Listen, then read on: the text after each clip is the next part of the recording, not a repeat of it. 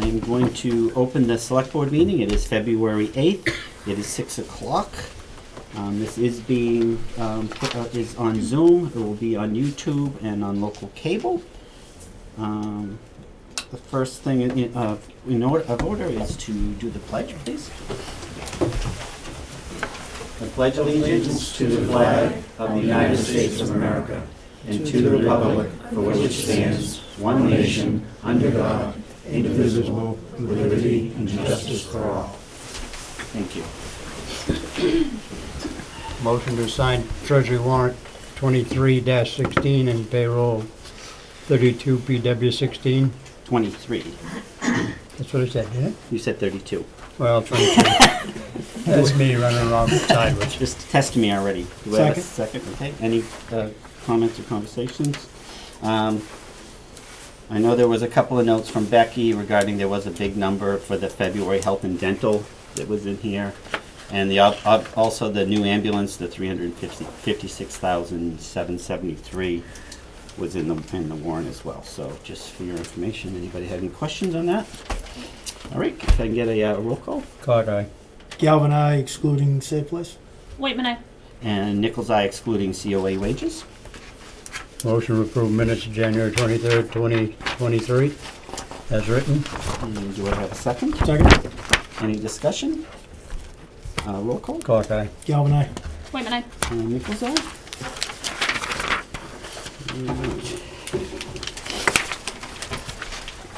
All right, before we get started on the regular agenda, we did have a loss in our community to a very special person that has been very active in our community, Ronald Marsh.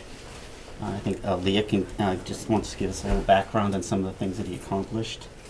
I don't know how many people know Ron, but he was a pillar in the community, really community-oriented, volunteer-oriented. He was a huge presence in the Boy Scouts, in the Congregational Church, with the Rutland Lions. He was just a smiling, friendly face around town. So it's a big loss, I think, for his family, definitely, but also for the town as a whole. So if we can just have a few moments of silence, respect and appreciation. Yes. Thank you.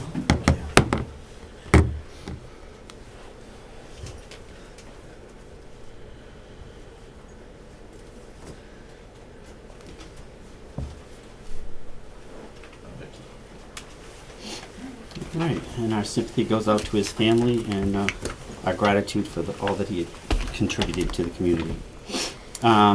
Next, we have a public hearing that I'm going to open. Notice of intent to sell Chapter 61 property for Kevin Jarvie at 90 Hillside Road. Kevin is here.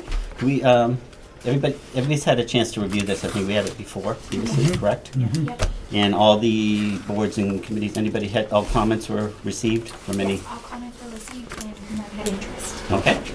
Does the board have any other questions or concerns or anything? Okay. Does anybody else have any kind of questions? All right, so then if I can get a motion to close the hearing.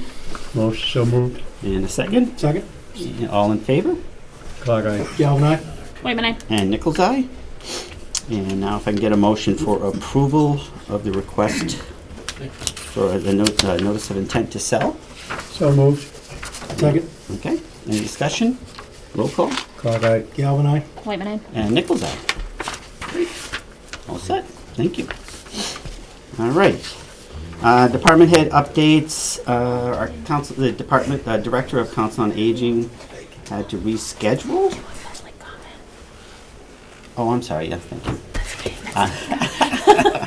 I was reminded that I skipped public comment. So, do we have anybody here for public comment tonight?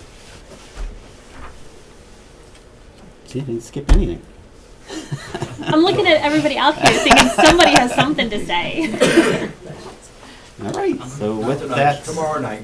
oh, all right. With that said, we will go to department heads. As I said, the director and council on aging is not here tonight, so we will go right to our fire chief, Chief Knight. Good evening. Thank you for having me. Last time I was here was middle of October. I apologize that I couldn't make it the last scheduled meeting due to numerous calls and weather conditions. So I'm here tonight to give you a fire department update and what's been going on as we close out 2022. As you know, we've been in charge of handling the reimbursements through FEMA and MEMA. The CARES funding for account 116, we received the final state contract for signatures. The final reimbursement payment from FEMA for all pandemic-related expenses should be coming into the Treasury within the next week or so. That amount was $210,465.54. And as I said, that should arrive in the next couple of weeks. The second piece of that, we did hold the FEMA regional clinics here.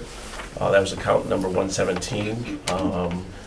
Coming up on a year since we finished the clinics, and we finally received the final reimbursement for that on December 21st in the amount of $63,037.40. I'm continuing to update and submit documentation for ARPA funds for our quarterly reporting through the online portal, so that's been cared for and kept up to date.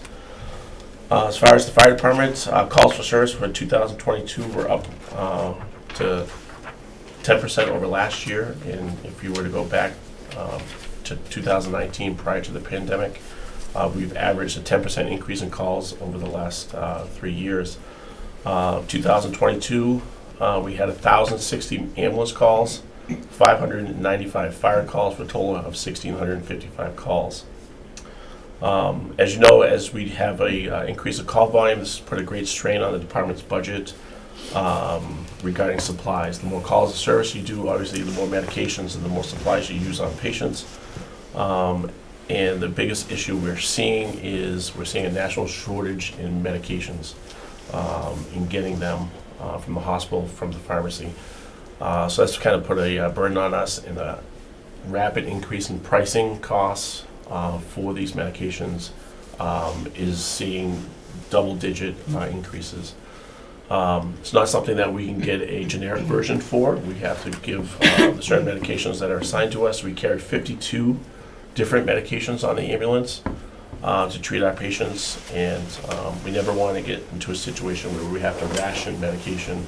Everyone should be treated the same and treated according to the statewide treatment protocol. So, Chief, can you order that in bulk? Can you? No, because you got to worry about expiration. So expiration date of medication, depending on how much you carry and how much we utilize on an annual or quarterly basis. So we have to keep really current, and we have to continuously rotate our stock. Really where the shortage is in plastics, and the packaging of the medication is where we're seeing the big issues. Thank you.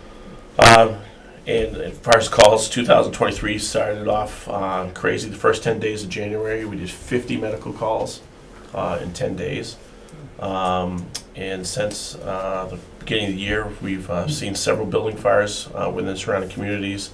We went to Princeton during the snowstorm a couple weeks ago. We went to Barry last week, Holden last week, Hubbardston on Friday. We had our own barn fire on January 26th during the height of the ice and rainstorm while everyone had power outages throughout town. So it's been very active for 2023 already. When I was back here in October, we had talked about the turnover in staffing within the fire department. We had seen 5 people leave since May 1st. I just want to give you a little further update on that. Those 5 individuals have been replaced. We are back to fully staffing as of October. Give you a little background on the individuals that we hired. We hired 2 in July. Brett Lysick is a firefighter paramedic. He comes to us from Pascagoula Fire Department in Rhode Island. He's also a pediatric nurse on his days off, so a well-rounded individual that can bring a high quality of care to our pediatric and juvenile patients that we do see. Jason LaBelle, he comes to us from private EMS and specializing in community paramedicine. Jason was also a flight medic with Medway Air Ambulance in Georgia. So again, another great asset and a great EMS provider, providing quality care to our residents. In September, we brought Shane Cooming firefighter paramedic from the town of Mendon Fire Department. Interesting enough, when Shane interviewed, it was interesting that he actually grew up in Rutland, graduated from Wachusett, and does have family in town. Him and his girlfriend purchased a house in Spencer and moved back to the area, so it was a great addition to the department that has someone that knew the area very well and grew up here in town, which was nice. Jacqueline Becker comes to us from the town of Sturbridge. She's a firefighter paramedic as well. She comes from the private EMS sector. She worked for Vital EMS as a supervisor, paramedic supervisor. She's been working out fantastic. And finally, in October, we promoted Patrick Sullivan from our on-call fire department to a full-time status. He'll be working days. The only loss was to the Rutland Rec because he was their full-time supervisor, so we stole him from Mike, and so he's now on the fire department. So again, as I said, changes normally happened. In the last 12 years, we've seen 12 full-time staff leave for various reasons, and we've replaced them.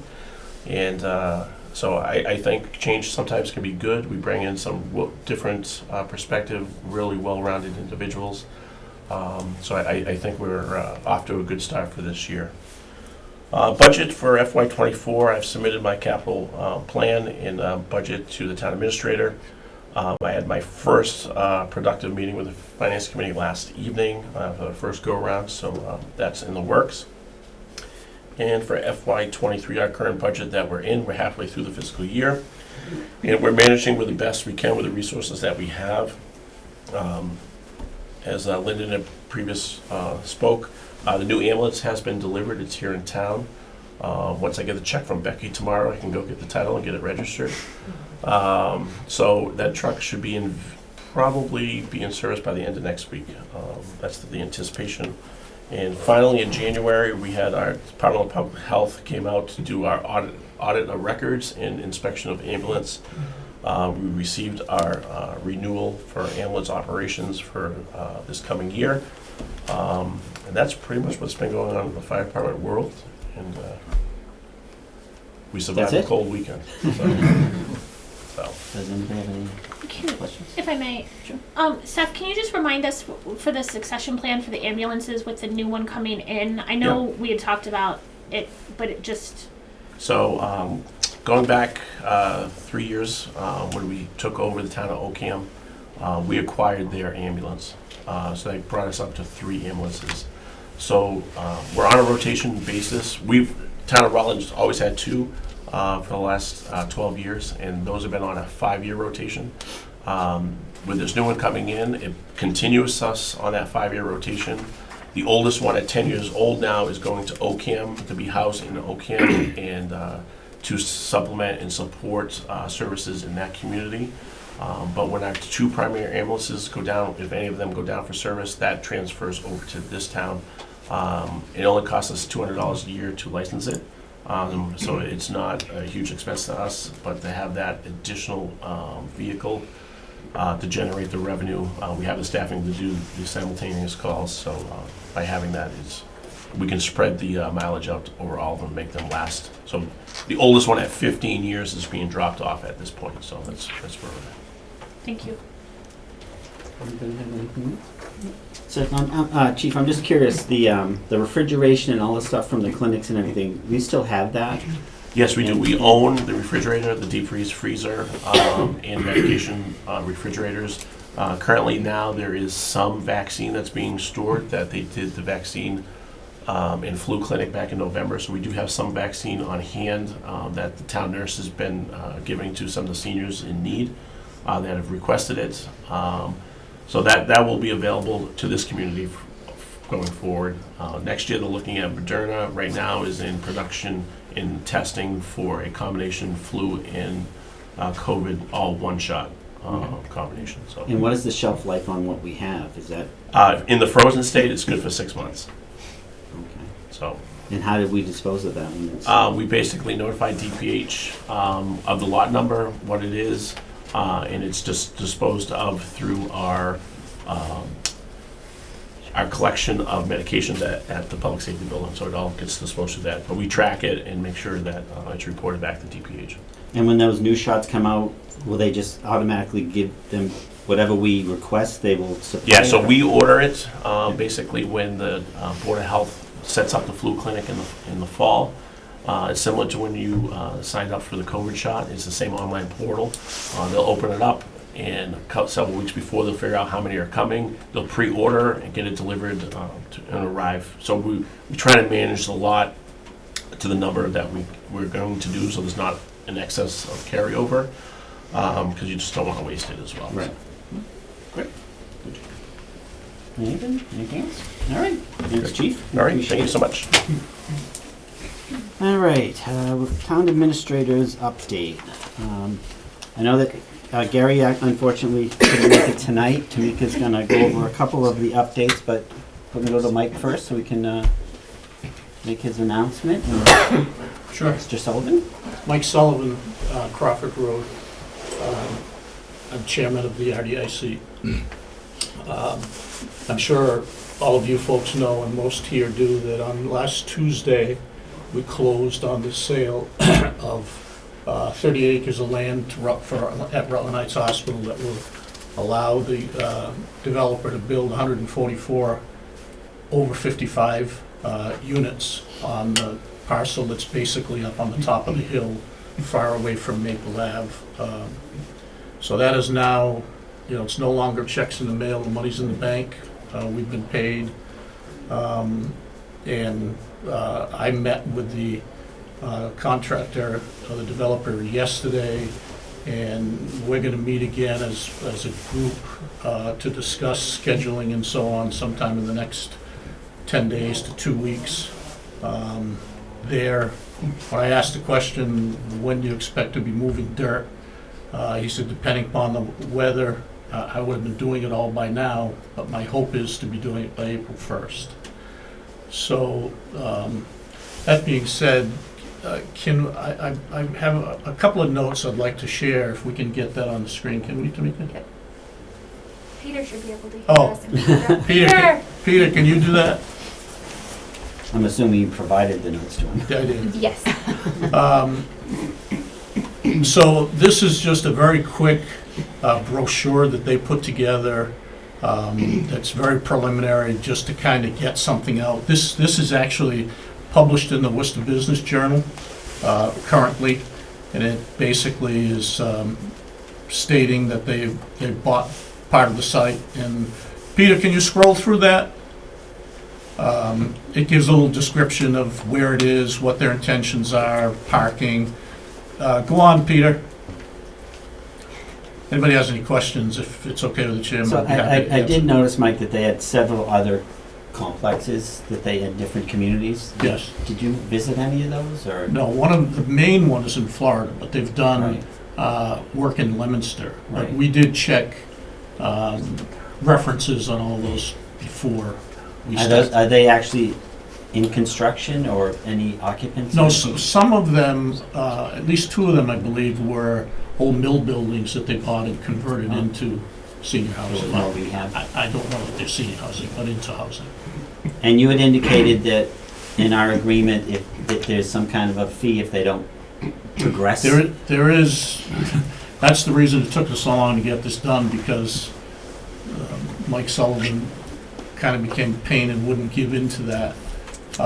So yes, there is a sliding scale of the number of units that have to be built in a certain time period, and if at the end of that time period they're not, the town gets a penalty. It's a, not a big amount of money, but enough to keep them interested.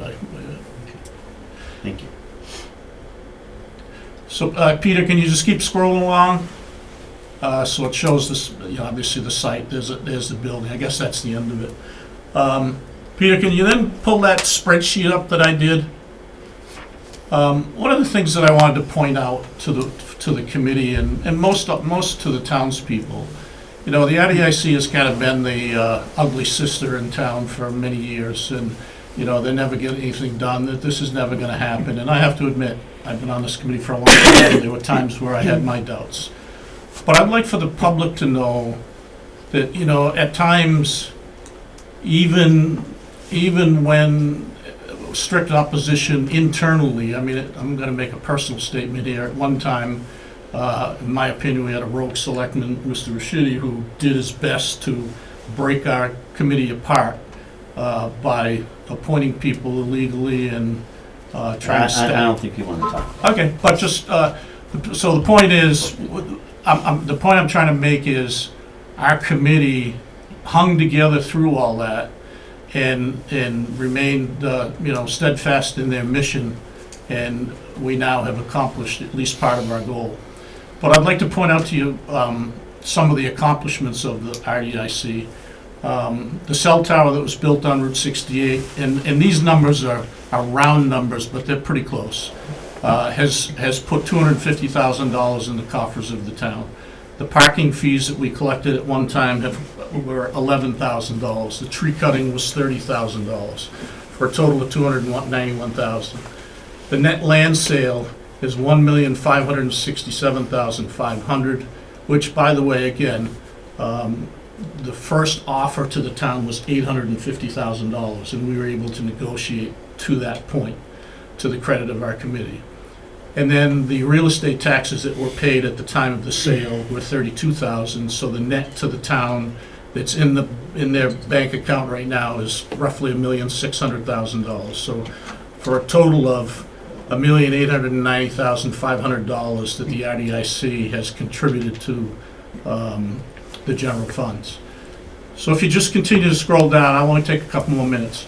Just on Sure. the parking, Mike, was that for the mud Yes. events and things? Okay, Yes. Thank you. Yeah, if anybody has any questions, please feel free to ask. So then, I didn't know what to call this, but I called it site value increase. So when the current contractor does their project, they have to run power from Maple Ave all the way up to the top of the hill. So that's gonna then basically power the, provide the utilities to the two parcels along Rutland Heights Way, which has I got an estimate from a contractor, given the linear feet of $500,000 it would have cost the town if they had to do it, or would have potentially reduced the value of that land if we went to sell it without it, because if a developer came in and knew they had to do that, obviously they wouldn't be willing to pay the full amount. The water utilities, Joe can attest to this, the number he gave me was $450,000 for the water connection that we're talking about. So again, for the last item is, during the negotiation of the cleanup with the state, we made some compromises with them, and they agreed to build the entire roadway, Rutland Heights Way, which goes from Maple Ave to the edge of the school property, and the estimated value of that roadway was $1.25 million. So the net contribution to the town in not money in the bank, but in value there is $2.2 million. So what's going to come now in the future is, Peter, could you just scroll up a little bit? Thank you. Permits and fees, which are one-time revenue. So I did some calculating today. In building permits to build 144 units, it's going to net out to be $125,000 in building permit cost. In electrical inspections, it's going to be $57,600. In plumbing, it'll be $14,400. And in water and sewer connections, it'll be $800 and almost $50,000. So the net income for inspections and permits will be $1,046,600. That will be a one-time fee, revenue to the town.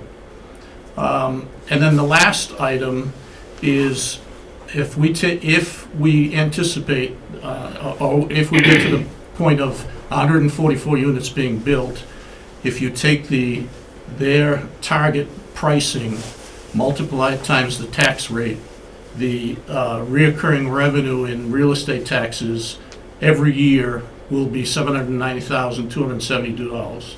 So the net contribution that the RDIC has been able to generate here is almost $6 million in revenue to the town, once and when and if 144 units are built. Awesome. That's great. And another benefit, obviously, to that access road was just the access to the schools and Well, that was, yeah, what the it's safety allowed for the aspect. parade and such like that. Just that in itself was a huge. So, no, well done. I know that what you've been doing 26 years. It took you to do it. But, You have to remind me, Linda. but I just Don't want rub to it give you a round of applause. We appreciate your work. Again, let me just mention, Michelle Van Reet, Dick Williams, Jim Susi, Tim Narwhal, and Paul Jolly, a new member. Kudos to them. They stuck to it when there were times when it would have been pretty easy to quit, and none of them did. In addition to that, I have to give a lot of credit to the town offices. Becky has helped me out incredibly. Anita at times, good Lord, Anita put together a certified letter to be able to get the closing done while we waited, talking to the attorneys, and then I had to drive it to Fitchburg before they would even register the deed. But probably the biggest contributor, Dave George, the town planner. I got to tell you, without him, this never would have happened. His expertise, his time, and the commitment he put into it, I don't think he's here. You stuck him in the corner. Oh, is he You there? can't see him. Oh, sorry. So, No, I'm sorry. Dave, we get to- I'm sorry, I didn't know you were here, Dave. But without Dave, I could have never done it on my own, I can tell you that. So Wow. anytime, when budget time comes, you start talking about cutting people, and I hear the planner, you'll see me up screaming, you guys are making a big mistake, so. But that's Karen's group. Believe me, I understand who it is. All right. Well, on behalf of the town, thank you very much. Thank you. It's a great. Thank great the thing to committee, hear. not me. Does anybody have any questions or anything for us? I just wanted to say thank you. It's a volunteer committee, and they're appointed, and they kind of get taken through the ringer often. And so, thank you to Mike, to you, and to the whole committee for sticking with it and seeing it through till the end for this project, but also the other. I think it's important to highlight the other pieces that the RDIC manages and everything. Mhm. So, I think it's kind of the unspoken heroes sometimes. So. I don't know about hero. I think we should take note that Mike's gonna have a lot of free time, and he probably can go on another committee if he remembers. So. All right. I'd start holding you back now. All right. Thank you very much. And Tamika, do you want to just give us a few of the highlights that Gary had mentioned about? Did he have a couple of things he wanted to? Yeah, so report? I'll just tell you real quickly, and then we can move to introducing you to the new town accountant. He just wanted to provide an update on the school security grant that was mentioned last time. So the overall grant is for $2.9 million, but we later found out that only $150,000 will be allocated to each community. And the sponsor of that grant is going to have to be the school district. So we've kind of put the ball back in their court. So it's obviously not as much as we were hoping for, but it's something. And So. to that point, I forwarded it over to the superintendent, the chair of the school committee, and the chair and vice chair of the facilities and security subcommittees, and they were in talking with staff at central office and to apply for it, knowing that the great. deadline is this Friday at 4. So Yes. I had said that Rutland has a package, but I think they had pretty much a package put together from the subcommittee level. That was pretty much exactly that. So I'll follow up with them tonight to see that if it's, targeted to be done. But they were aware of it. Thank you for passing it on, because I don't know that they would have gotten it, just the different channels. So. And Leah, did I see a meeting coming up for them to address the emergency? I thought I saw something on the meetings that we just recently got on the email. Oh, I don't remember off the top of my head, but I can look into that. Thank you. And then also, Becky's here to help introduce you to our new town accountant, Donna. That's me. That's me? Oh, well, thank you. So her name's Donna Kucher. She's currently the treasurer collector in Paxton and the town accountant in East Brookfield. And she comes to us with 20 plus years of town accounting experience in municipal government, obviously. So I wanted to introduce her and welcome her. I'm looking forward to working with her. Welcome aboard. We look forward to working with you. Thank you. You get all your finances here, so. Yeah, that was my first one, so there were We'll a just- couple. They look little like they're in things. order. Yeah, We'll yeah. we'll let you know. No, welcome. We Thank appreciate you. you coming on board. If I may, I Sure. have a question. Do you have set office hours? I know I know department heads tend to just like to know either phone availability or in person. I'm sure it's probably been communicated already, but just so. Yeah, certainly. So, yes, I'm going to be in the office on Fridays. Okay. Yeah. Awesome. Thank you. Does anybody have any question? All right. Well, thank you for coming. We appreciate it. And Thank welcome. Thank you. Welcome. Thank you. I'm sure we'll be all talking a lot. Did you have some other things? Okay. So the last item was ARPA requests.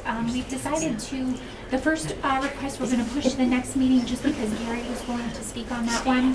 And then for the other one, I invited Karina to come and Joe as well. So they're going to talk to you about the request for $16,145 for the basement of Town Hall. Okay. Joe's hiding in the back, Karina, so I don't know if he's leaving you Do you want me to go? to wing it. So, just quick, Karina can speak to the purpose behind it. The town administrator simply asked me to get the quotes to get the work done. So I can speak to the actual physical construction that's been proposed, but the needs would probably be best served with Karina. Okay. So basically,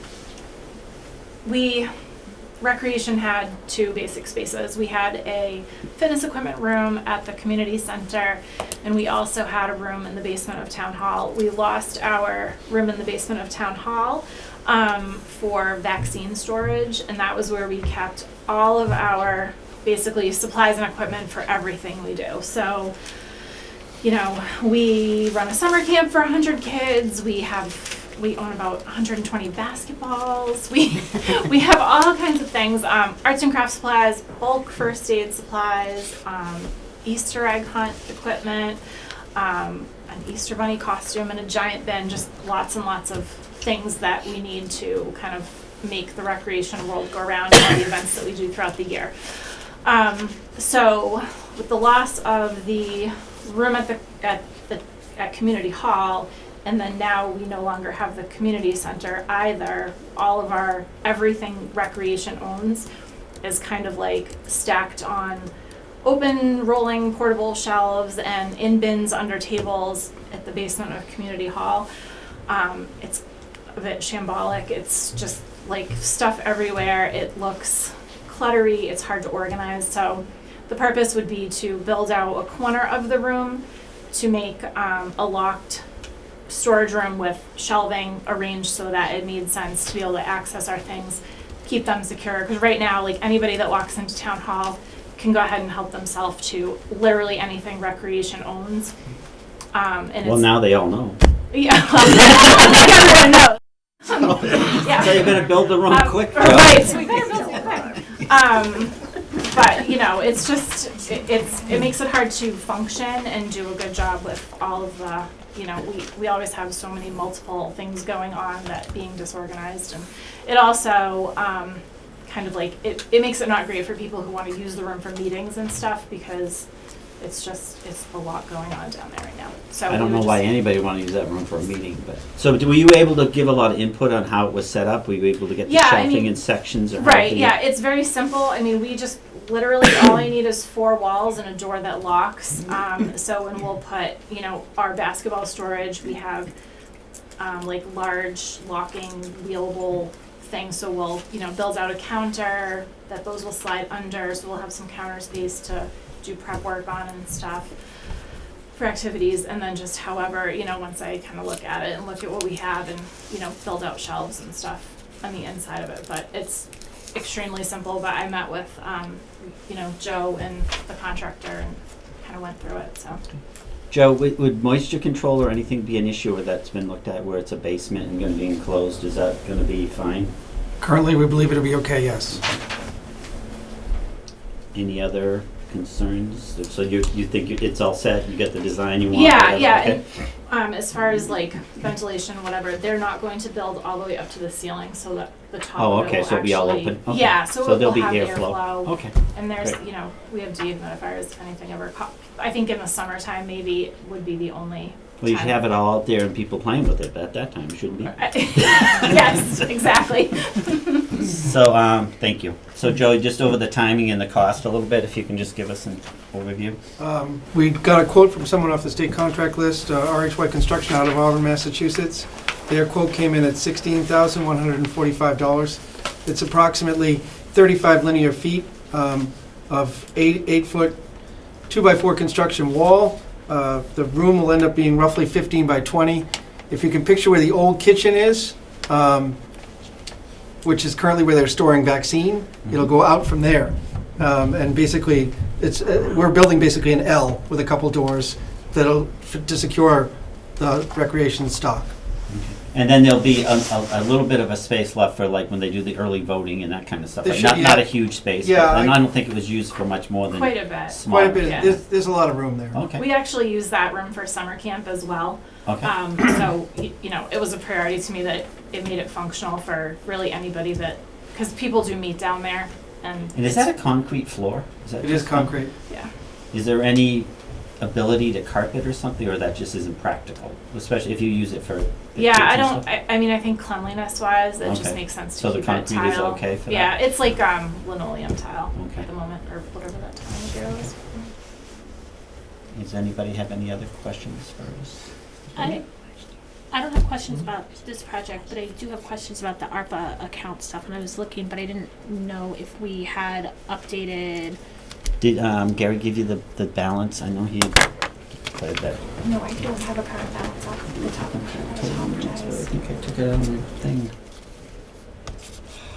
I can give you a ballpark. Oh, I think it was, somebody should. I think it's about, that's unallocated or Yeah. unspoken for. Yeah. I think it's about Okay, 890,000, that's close to sounds familiar. 900,000 that's unallocated.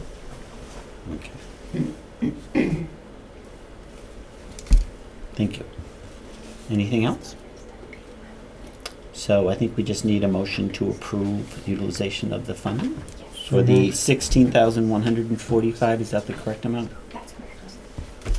Do we have a first, and do we have a second? Second. Any other discussion? Roll call? Clock eye. Galvin aye.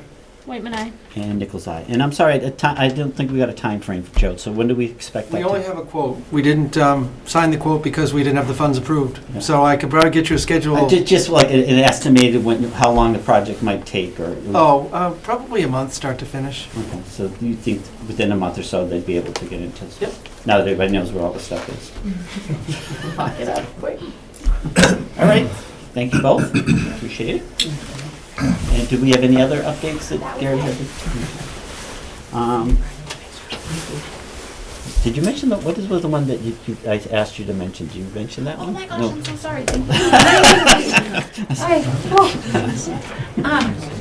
The town clerk just asked me to share with the public that nomination papers for the annual town election are now available for anybody that's interested in running in an open seat for an elected board. The deadline to obtain papers is Thursday, March 16th, and they have to be returned by Monday, March 20th.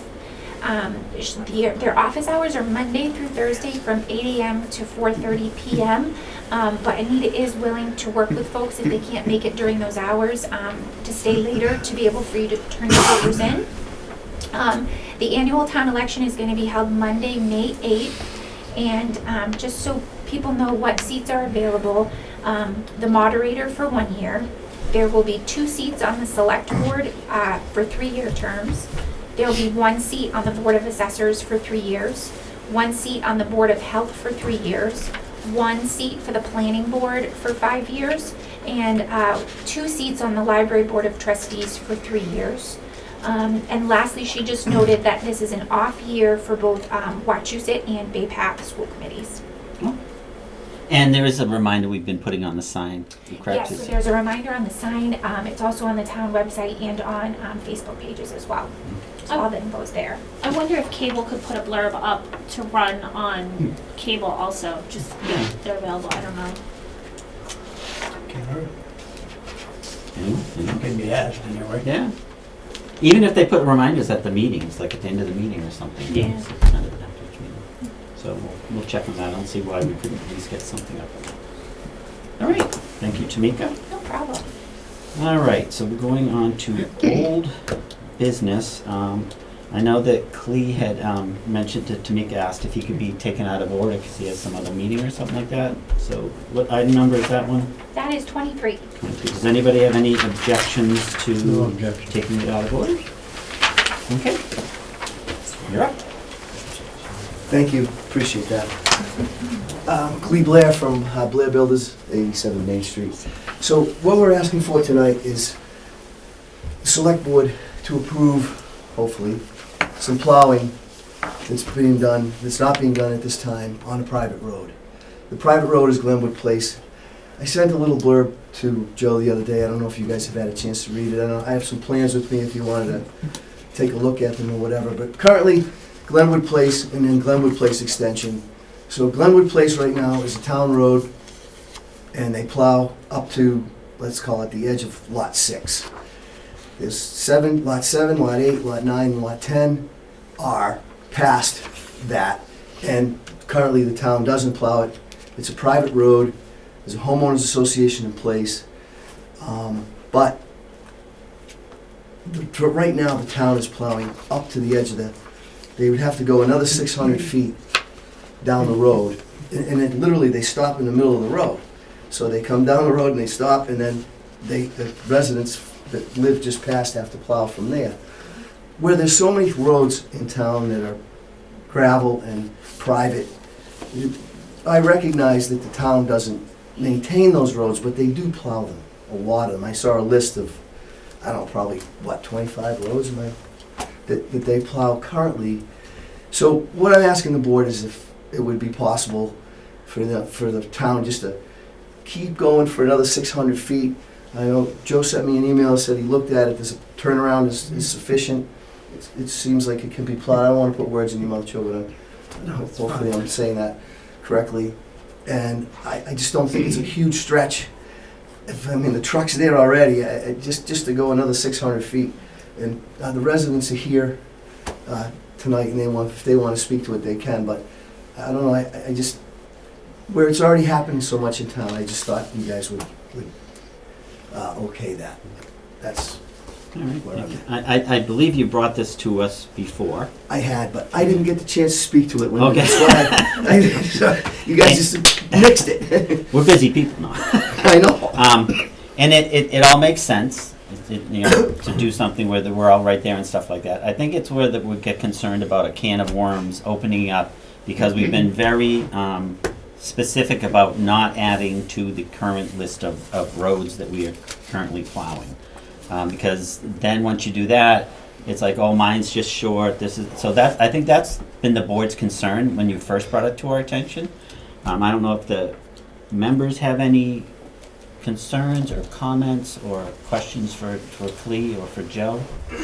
Well, through the chair, Joe, I mean, being short-staffed as it is, and with equipment always being an issue, how much added issues is going to put on the current staff and equipment? Wear and tear, the dirt road. The current snow budget typically closes out a year somewhere between $250,000 and $300,000 in the hole already. So we operate as a significant deficit, so it's really not a fair question to answer. It all comes down to if the board wants to have the road or not. Right. And then, like I said, I guess the concern is it's adding a road. And like I said, it certainly makes sense where we're right there. But like I said, the concern is we're adding a road or adding something that we're currently not maintaining. And, what if we damage anything on the road? What if we damage any trucks on that section of the road? Like I said, Clee makes sense, but I also understand where the board stood on the last time it was requested. Because like I said, oh, it's only, the next person, like, oh, mine's just right here, it's a small road, or this is, and it all makes sense, and it seems to be an easy fix, but then, like I said, there can be concerns down the road. So that's my only concern, is the next request, and then the next request, and the next request. Because we pretty much set a policy that we were not going to add any additional unapproved road space to the roads. And if I may, I think I'm kind of in line with you, Lyndon, in the sense that we we're very intentional about setting the policy and not wanting to kind of look at it piecemeal and continuing to add more roads, because it's never just one road. And I know, I remember the conversation when this road was approved, that it was very clear that that was going to be the private section and not on the town. Very clear from the beginning, before the constructions of the houses were even started. And I think that this is the third time that it's been before us, at least that I've been on the board for 5 years. So I'm struggling a little bit here. Well, if I could speak to that. So, as far as the cost, I mean, I run equipment, as you know, I mean, we build houses. To run that truck another 600 feet, we're talking dollars, not even $100. I mean, it's nothing. And so the cost is, and I think you'd agree with that, Joe. I mean, the cost is insignificant. It's nothing. Well, it's nothing because it's not your truck. It doesn't matter if it was right now it is my truck, and it isn't anything. But the fact is that, to speak to that, when we first brought this before the planning board, nobody really knew where the plow stopped and where the plow was supposed to go. So what we did is we had to go to the town clerk, and they did a lot of research, and they came back and they said, okay, in the 1940s, the town accepted the road to here. So this is all we can plow because that's the public road. So they made me, at the time, come back and actually ask the select board to retake the road. So I had to submit plans, road acceptance plans, street acceptance plans. That's the first part of it. And then that's when it came up about the little extra piece of road. But at the time when we actually went in with this, we thought, and the clerk thought, and everybody thought, that it was going to go to the end of the road, where the road shows that on paper, but for some reason they only accepted this much of it in the 1940s. So it's almost like, yeah, there's a homeowners association because the planning board was and if there wasn't any estate lots down there, that needs a special permit, they couldn't have even asked for that. You know, it would just, they wouldn't have a homeowners association. There wouldn't be a way to do it. So the town doesn't maintain it. All I'm asking is for it just to push the snow, instead of stopping where they stop and turn around, just push it an extra 600 feet. It's an insignificant cost. It would be a huge help to these residents. They're paying full real estate taxes, and it just doesn't make any sense. And you can say you're not adding any roads, or you've said you're not going to add any roads. You're already on the road. It's not like you're adding a road. It's just you're adding a few hundred feet. That's all I'm saying. I mean, I just don't think it's a huge stretch to push the snow just a little bit further. I live there. I think it's an easy ask, but I don't know what the policy is that's in place about not adding roads. Will that school road that was being built or is going to be built, will that be plowed? Well, that was accepted by the town. It was a brand new road up to spec, so sidewalks, paved. Oh, okay. It was brought. We have issues with the wear and tear we get on our gravel roads, and we've had a lot of issues with the whole gravel road, the private road and stuff. So historically, there have been some roads that have been plowed for access purposes, and they're on a list. Yeah. So we did not take those people off the list, but we made a decision that we're not going to add people to the list because we don't want to add more burden onto the town for gravel roads and maintaining roads because they're not being brought up to what you would need to put that road up to in a new Do we development. get a tax break on that if that's the case for our real estate taxes? No, because there's a lot of private roads. And You plow most of them. people buy houses on private roads for, they want a private They road. want that. Right, And some of them so, have. right. So that's what the policy is in place. We have a list of what we have done, like grandfathered in. And like I said, we do have other roads, and this, like I said, Clea, this is not that it's a big ask. Right. It's just the next ask, and it's, is there a liability? Like all of a sudden, what if we do something to that road, or something happens to that because we're not accepting anybody else. We're not accepting any responsibility or anything. And I know it all makes sense what you're saying, but it's just, we had to set a policy, and what's the sense of having a policy if we're just gonna make little breaks? But this isn't really past it. The reason I say that, Lynn, is because you're already there. It's not like you have to drive there, it's not like you have to spend any money, and you're not responsible for the maintenance. You're only responsible, if you voted it, you would only be responsible for the plowing. So if for some reason the plow dug the road out or whatever, that's not the town's issue.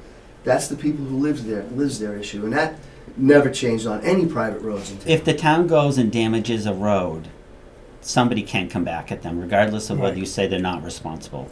If we're there and we do something and we're hitting mailboxes on that road, or we're doing anything else to that road, we are responsible because we're on that road. We're sending our trucks and our people onto that road, so there is a responsibility for the town.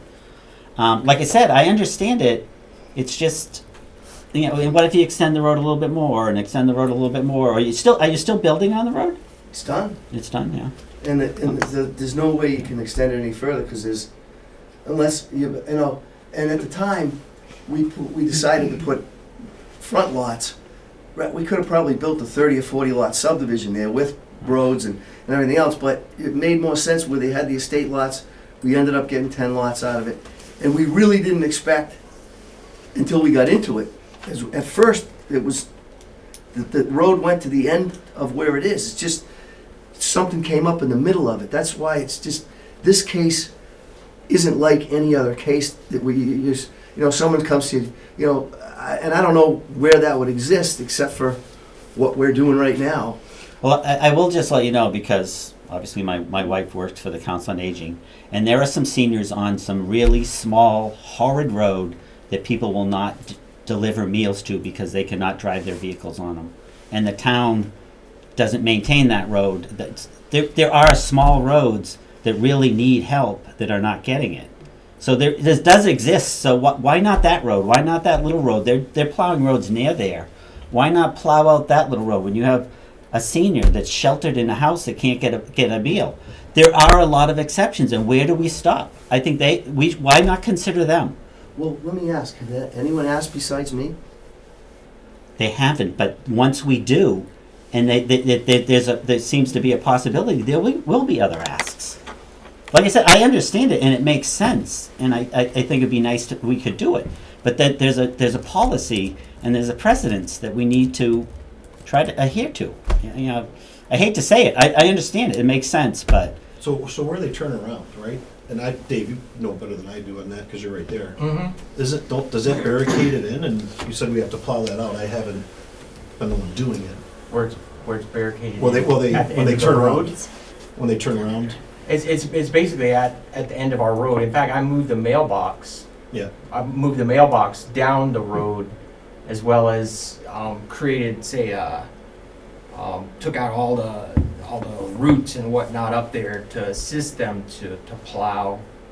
I guess in my question also is now that we have residents down that road, let's say myself or yourself or Craig down there, if we're not there to plow the road and something happens, how do you get how are you going to get an ambulance down there? That's a one-way in the road. and unfortunately, it falls on the homeowner. Just like if somebody has a long driveway and they don't plow it, the ambulance isn't going to get through a long driveway. It's like a private drive, like a private roadway. I'd like to hear what the gentleman that was sitting to my left would think about that from emergency services.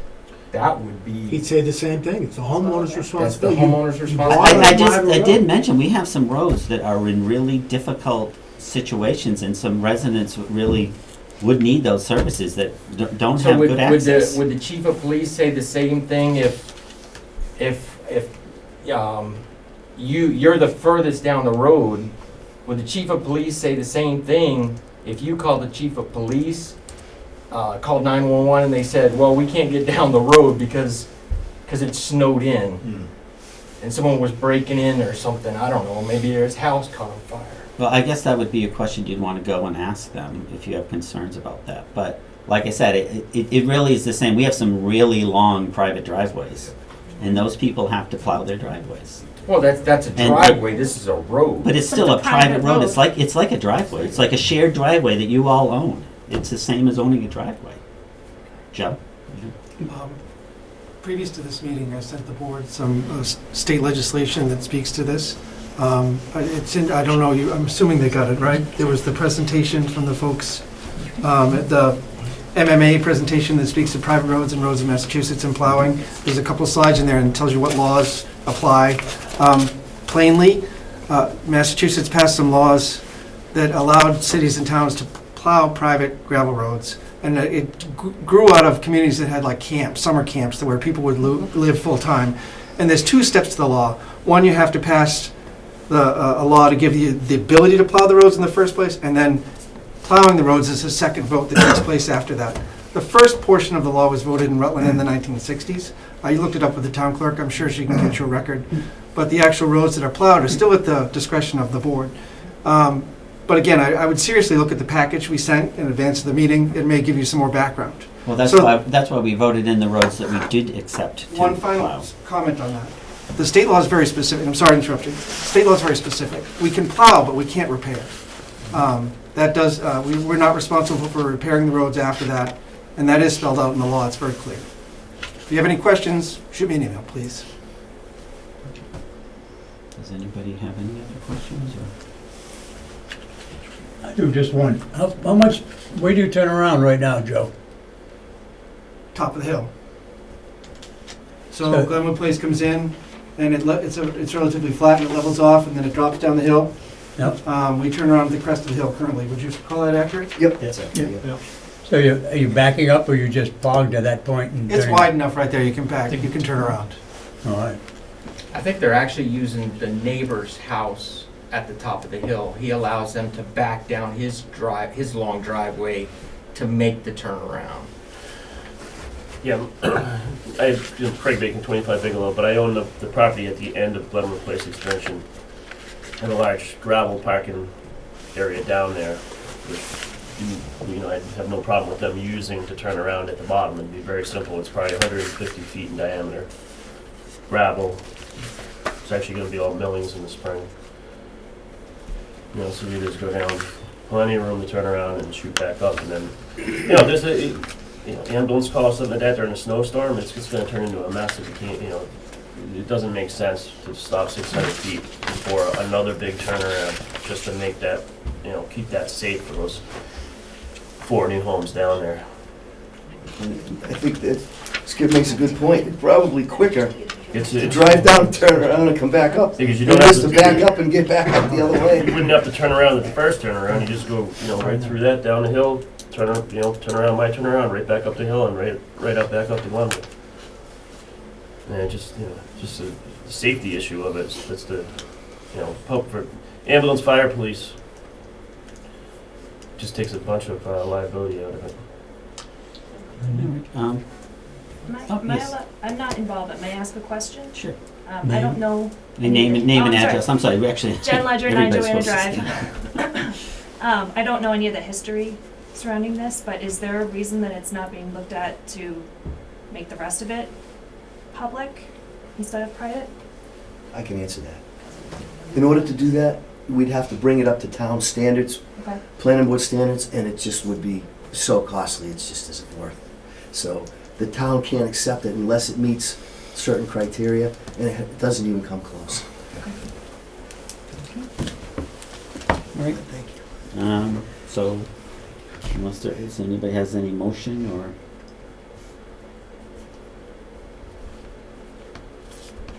Sorry, Clay. I think we've given you the answer before, and I understand, like I say, what your point is, and it's valid, but I think the board is sticking to the policy that we've made when it comes to private roads, because we have a lot of difficulty with what we're already managing. And even though it's a very small part, it's still. And you don't kind of find that to be an exception from where anything else would be. I mean, it's just a little bit further. You're already there. I can't understand why it doesn't at least rise to the level of an exception to what the policy would be. That's all. And that's why I thought I would ask. At least I had a chance to talk to it tonight, you know. You guys were, you had mentioned you're worried about more people coming in the future. Well, you can handle each one case by case. It doesn't just, just this may make more sense than others. I don't think it really sets a precedent, which is the case by case decision. I think maybe to Joe's point, I didn't get Joe's email with the private road stuff, but I know that the MMA this past had a whole presentation. I wasn't able to attend that one because we didn't get my points for it, so I went to a different one.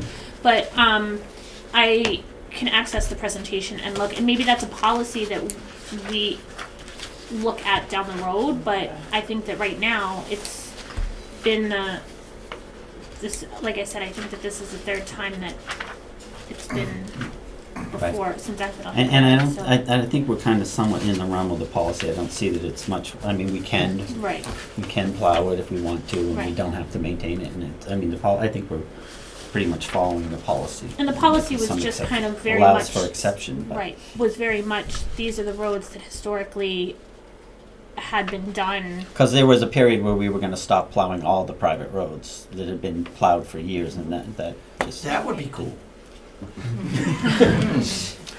So you want to stop plowing the people that have been plowed for years and plow the little one? Just the public ones. Just the 4 houses and forget the other 20-something roads that Just you remember, we don't got Chapter 90 money for that private road either. Right. Right. There's no maintenance. Not only that, Dick Williams on the planning board also, they also signed an HOA. In order to move into that place, they had a HOA. It's up to them, it's their responsibility, not the town.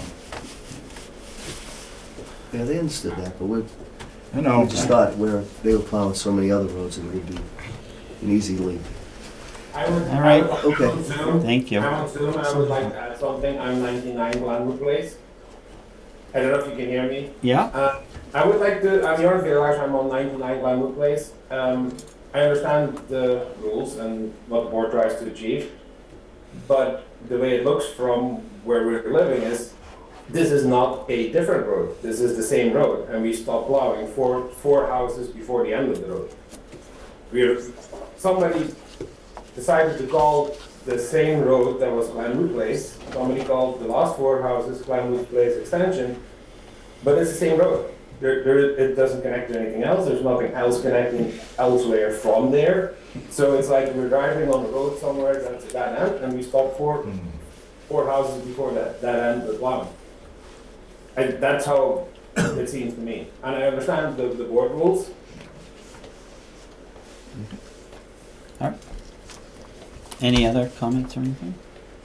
Not from my end. All right. We're gonna move on. So you don't take a vote on it or anything like that? Nobody wanted to make a motion to accept or anything, so. Oh. Okay.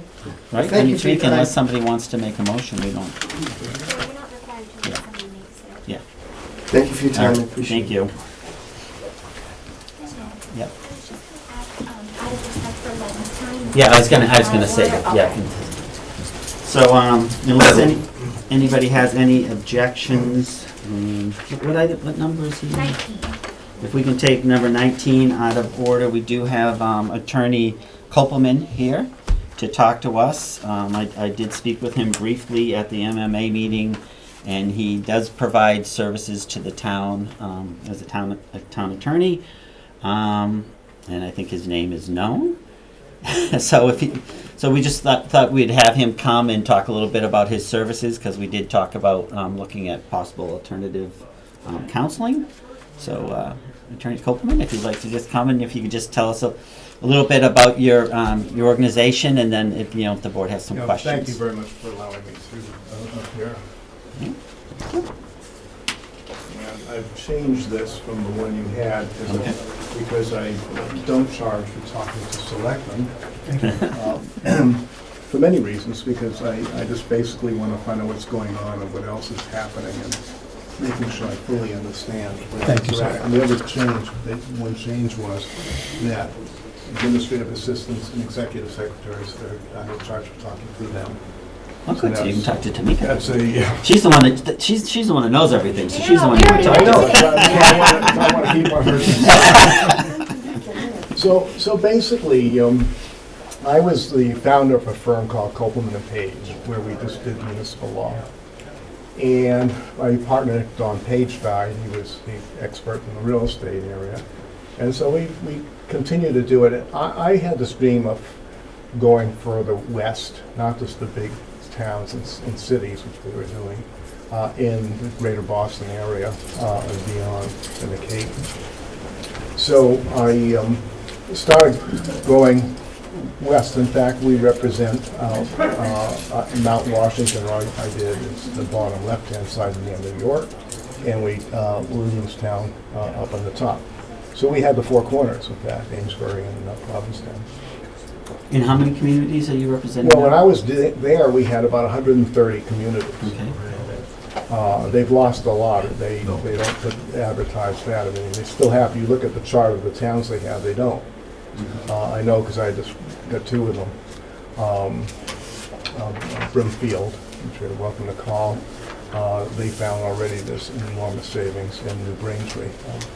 And but I'm sorry, so how many communities are you currently in your new I'm just beginning this process. I'm only doing small towns in the western part of the state. But about how many do you currently represent? Six. And in this area, correct? Yeah, around here. And I do some special work. For instance, I got a call from Leiden and Berniston that they want to join. I don't represent either, but they have some issues and they want to join the police. Regionalize it, which is a up-and-coming thing. Yeah. Mm-hmm. So they hired the Collins Institute to do some work, and they drafted something, but they weren't sure it was going to work. So together with the two towns and Collins, they asked me to do a contract to go over and do it, which I did, and they're happy with it, and I think it's going to go fine. So I'm familiar with the area, and something I like to do, and I realized the costs can get very heavy, and the last thing you want to do is to waste taxpayers' money on lawyers. Now, the other thing you had said that we are not required to do an RFP for council. I'm sorry? We're not required to post for council an RFP. No, I mean you can hire professionals anytime you want. And New Braintree called me up and asked me if they could hire me now because they had some time left with my old firm. Actually, I am the old firm. You know, it's just a continuation. And I said, I was actually your lawyer at one point. And in fact, the chairman of the board in Brimfield was there when I began. And he was off the board for about 30 years or so, 35 years, and he's back. He's now the chair, and you're welcome to call him. And he said, we wanted to get us. Now, I know one of the things that we've had a lot of issues with is on 61A properties. Mm-hmm. Do you have staff or yourself have a lot of expertise in that I area? do. Many people have left KP Law and come with us. Okay. And so I do have people who are expertise in that. Okay. Following Richard Huxon, in fact, who's excellent. And we get the job done. Both myself and Paul Durensis helped write the handbook for selectmen and the handbook for the advisory committees. And we're both good. I mean, he and I both went to Harvard College and Harvard Law School. I'm 1 year ahead of him. And we're both full-time, and we really care about what we do. So if the board was interested in talking to some of the communities you're currently representing, would you have any issue if anybody had wanted to just talk? No, by all means. So you could provide that information to Tamika if anybody Sure. had an interest. Sure, I'd be glad to. So, what's your turnaround, through the chair, what's the turnaround time if a question is asked as, I don't know, any type of question, is it, you're gonna get back to us? I want to get back to you as soon as possible. It's in my best interest and your best interest. So I know enough of the law, I think I can probably get you the answer on the phone. But if not, I will get it back to you the next day or the day after. I don't want to drag it out. This happened in New Braintree, where when I was interviewing, they said they had a problem. They had one guy that they put into the town from KP Law, and It was 6 weeks, they couldn't get an answer. And finally, they called him up and said, what's the answer? And he gave it to them orally. He said, I'll get back to you in a couple of days. And he did orally. He says, well, give it to us in writing. He says, well, you don't need it in writing. Well, And- that was my other And part of this. they were ticked off. And Yeah. needless to say, they asked if they could appoint me right away. I said, look, you can appoint me and give me a 5-year term as town council and never use me. You can then hire any lawyer you want at any time. You're not required. It's just to keep whoever you have. It's the theory is that that lawyer will charge you that rate and give you that type of service. But that doesn't mean that you're stuck with it. You can't be stuck with a professional. You can change doctors, lawyers. How about labor? You got somebody good in labor? You need, it's a specialty, and yes, we do. Because David is good. I'm sorry? David is good. Yeah, Dave Jenkins? Yes. Yeah, he's excellent. He's excellent. And in fact, you could keep Dave Jenkins for labor if you wanted to. He's really terrific. It's the rest of the staff that they don't give the small towns The attention. I realize that. We all realize that. That's why we're doing some sort of change. Yeah, so I mean, my sense is that if you're happy with Dave Jenkins, he's terrific, and Brian Mazer, who works there, is very good. They get back to people. I've never heard a complaint about either of them. But I do hear complaints about lots of people doing the small towns. They did not want to do small towns. And when I started doing it, they weren't happy with it. And in those days, one needed to drive down to use we'll do it on Zoom or something of that nature. It was, to me, I was interested in doing it. I was glad to do it. And I think we did a terrific service. I opened an office up in Northampton, and then I opened a Pittsfield office, because I hired the mayor of Pittsfield, who was a lawyer, and we were doing small towns in that area, and started growing many towns as far as that far west. And they've never had a problem. I've never been fired from a town. And so I'd love to represent you. I'll share one thing with you that's a little bit unusual. I serve as the honorary consul of Finland. And I noticed there are a lot of Suomalainen, there's a lot of Finns in this area. Pittsburgh was very big. And so I do get out to Pittsburgh once in a while to talk to the group. And it's something I do because I enjoy working with them. And we don't get paid, but I certainly know a lot of people in various areas of government. In fact, I was working at your library, and the assistant, Susan, his husband is Finnish. I saw it's a Finnish name, so I brought her something from Finland that she might want to have.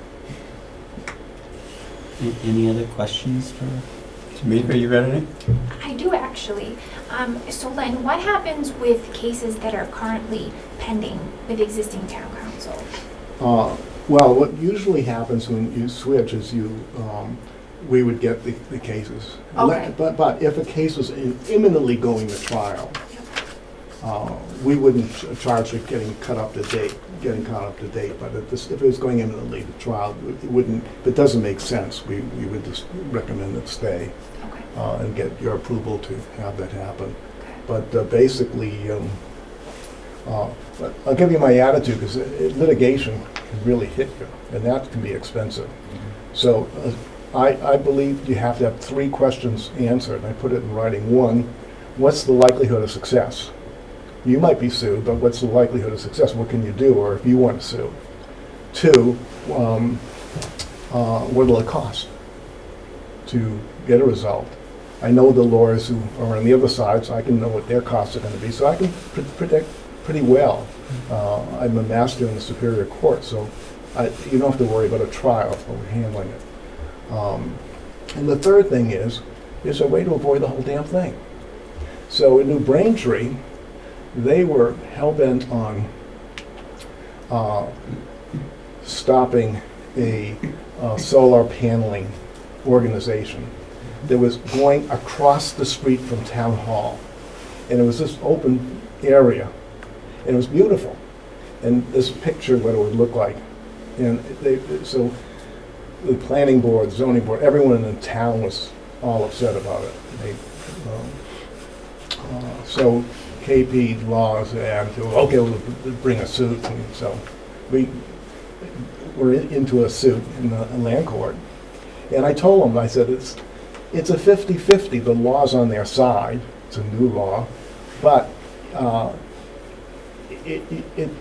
common sense says it doesn't appear, it's not right. And we lost. They wanted to go on. I said, no, it's going to be expensive because now you have to go to you're going up to the Supreme Judicial Court, who may change it because it's a brand new law. But it's too expensive. Here's what you need to do. And I told the last chairman, he's now retired, I'll get you his name so in case you want to call him.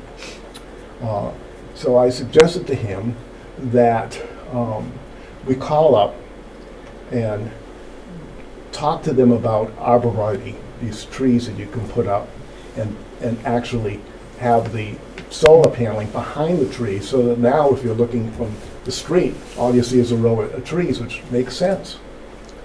And I said, we'll pay a little bit, but it's cheap money, but they're not expensive, and try to get them to pay most of it because they want to do it.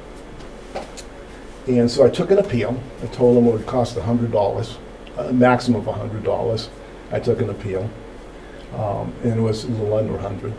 And the reason I said that, we're not going to really appeal it because you're going to have to post bond, which will cost money. And they're going to be upset because they're in a hurry to get this thing done. So what happened is the chairman says, you have my permission, go call them up. And I said, I can't. I said, I'm required to call their lawyer. And their lawyer may want to make news. It was actually written up as the most important case in the quarterly. They do land use cases. They report in the Massachusetts Weekly. And said there's still some uncertainty, but it was a case that they thought was the most important. So I said, what will happen is they're going to want to prove how wonderful they are and make law. And so what I want you to do is I want you to call the owner. And here's what we discussed what to say. And an hour later, he called me up. It's just, it worked.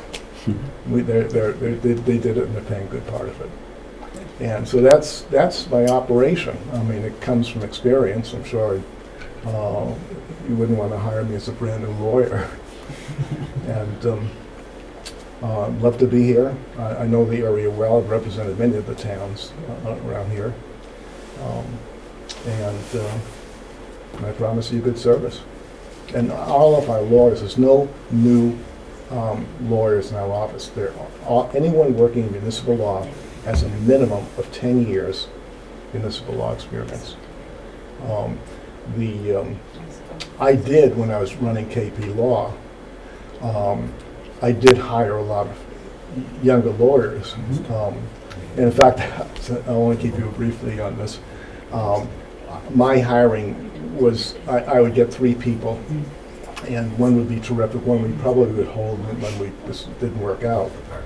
And I figured out that's a lot of time consumption on my part, so I gave it to a committee to do, and they came out with it as well as I could have done, so I didn't need to do it and stop doing it.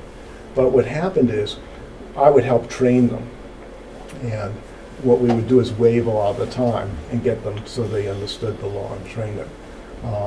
The last thing you want to do is get a new lawyer working on any of your projects. So that, I promise you, they'll all be sophisticated in the area and have experience in it. Great. And I'm very straightforward. I mean, I think Jenkins is great. I remember I hired him. So he must be good. And he's really good. And he has a good sense of humor, and he works very hard. And I would be thrilled to work alongside him and represent the town, other than the labor. So. All right, thank you very much. Thank you. Any other Thank you questions? for Nice to your meet you. time. Thank you. So, and you'll leave your references, I mean, just so in case if the board wants to call and check on this.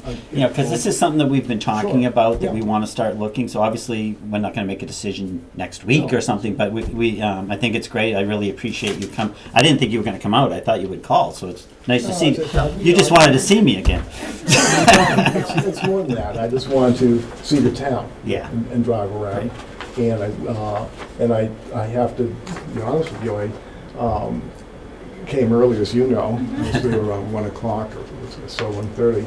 I went to the library because it's quiet and I could get a lot of work done. Yeah. And it's a wonderful library. I'm very impressed It's a with it. good thing you didn't come when the Smithsonian was open. It was not as quiet. At any rate, I'm not going to be a Zoom person. If you need me, Yeah. I'll be out here. It's not a problem. No, we appreciate you coming out Thank and you. meeting with us. Thank you. Thank you. And thanks for how you operate in costs, because it's nice to know that if we have questions, we can reach out and not have that Yeah, clock because tick. sometimes, and I also want to find out what do you want to do. Right. Because sometimes you're just trying to develop something, and if I can help it. Or prevent something from creating an issue down the line if we Yeah. can just. I want to avoid litigation at all costs, and get you the speed that you want. And I do respond quickly. If you call me, I'll be back to you shortly, and I will try to get you the answer, even do it by phone. And there's no charge. I mean, I've got to get it done. Thank you. Thank you. Appreciate it. Thank you very much. Appreciate it. All right. I don't know if you want to. Oh, yeah. Just a little question before you leave. Do you know how to milk a cow or ride a horse? I know how to ride a horse. You're halfway there then. Because I'm on the Ag Commission, and I want to know if you know all about 61, 61As and all that kind of stuff, and I've done a lot agriculture. of work with conservation and all that types of things. Because I tell you, I'm hoping that they will push it. Yeah, and I know there's a lot of farmland here and a lot of Yes. issues, and I'm very familiar with it, and I'm glad that you're keeping it open and it's there. Thank you. You won't see it in the big city, so I'll tell you. All right. Thank you. People Have a good are lucky night. to live here. Take care. Appreciate it. All right, so we're getting back on track here. So, future of managed growth. Did you? So I slacked and I just realized that I had emails that sat in my draft and didn't actually Yeah, send. we haven't really had a chance, at least I haven't. Yeah. Uh, So I did get info from Jeff Stillings he was on the previous committee that I was trying to forward to Tom just so we could If you kind want of. to forward that to me, is that something? Yeah, we can even chat about Yeah, it on the sure, phone absolutely. or whatever. And I mean, looking at it, I think last time there was a lot of, I think it was a DLT grant or some grant with CMRPC to fund a lot of the studies. I don't know that there's any funding available to potentially, if the board decides to look at other options Yeah. that were in the recommendations, but Dick, also, have you heard that they have any funding for? I There sit in is- on their there is meetings. some. Huh? There is some money. Yeah. But you gotta get it in. Right. So maybe if one of you want to reach out to Janet, or I who's our rep for the? It'd be best to maybe David George. I was just gonna say, Okay. but with the meeting with planning board tomorrow, I think that there was a big influence, like, a lot of it was with planning board previously, Right. and so it was, I think, as much select board as it was planning board, so I think having, maybe that as a talking point to make sure that there's input from planning and Yeah. support on that Well, side. that's one thing I was going to say is to get the buy-in from because we didn't have that before. That all the committees hadn't reviewed and bought. So I definitely want to make sure Right. that we have buy-in and everybody has a chance to have input and stuff. So Yeah. we have something that's that the majority agree on and That go feel forward. good about, So. right, yeah. But that's fine. I mean, I know this will be a project in Right. the works because And- I didn't expect you to have a plan tonight. But Right, but I had drafted a bunch of stuff, and I told you I was gonna send it, and then it sat in my draft folder. So, sorry, but yeah. No, that's fine. You're working on it. I believe you, that there's emails up there, so there's something.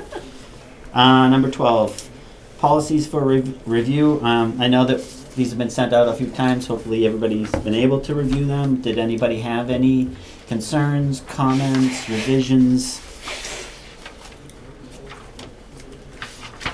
I didn't provide any on this last on these two particular ones? on this last time, because I think I had said in our meeting that specifically for I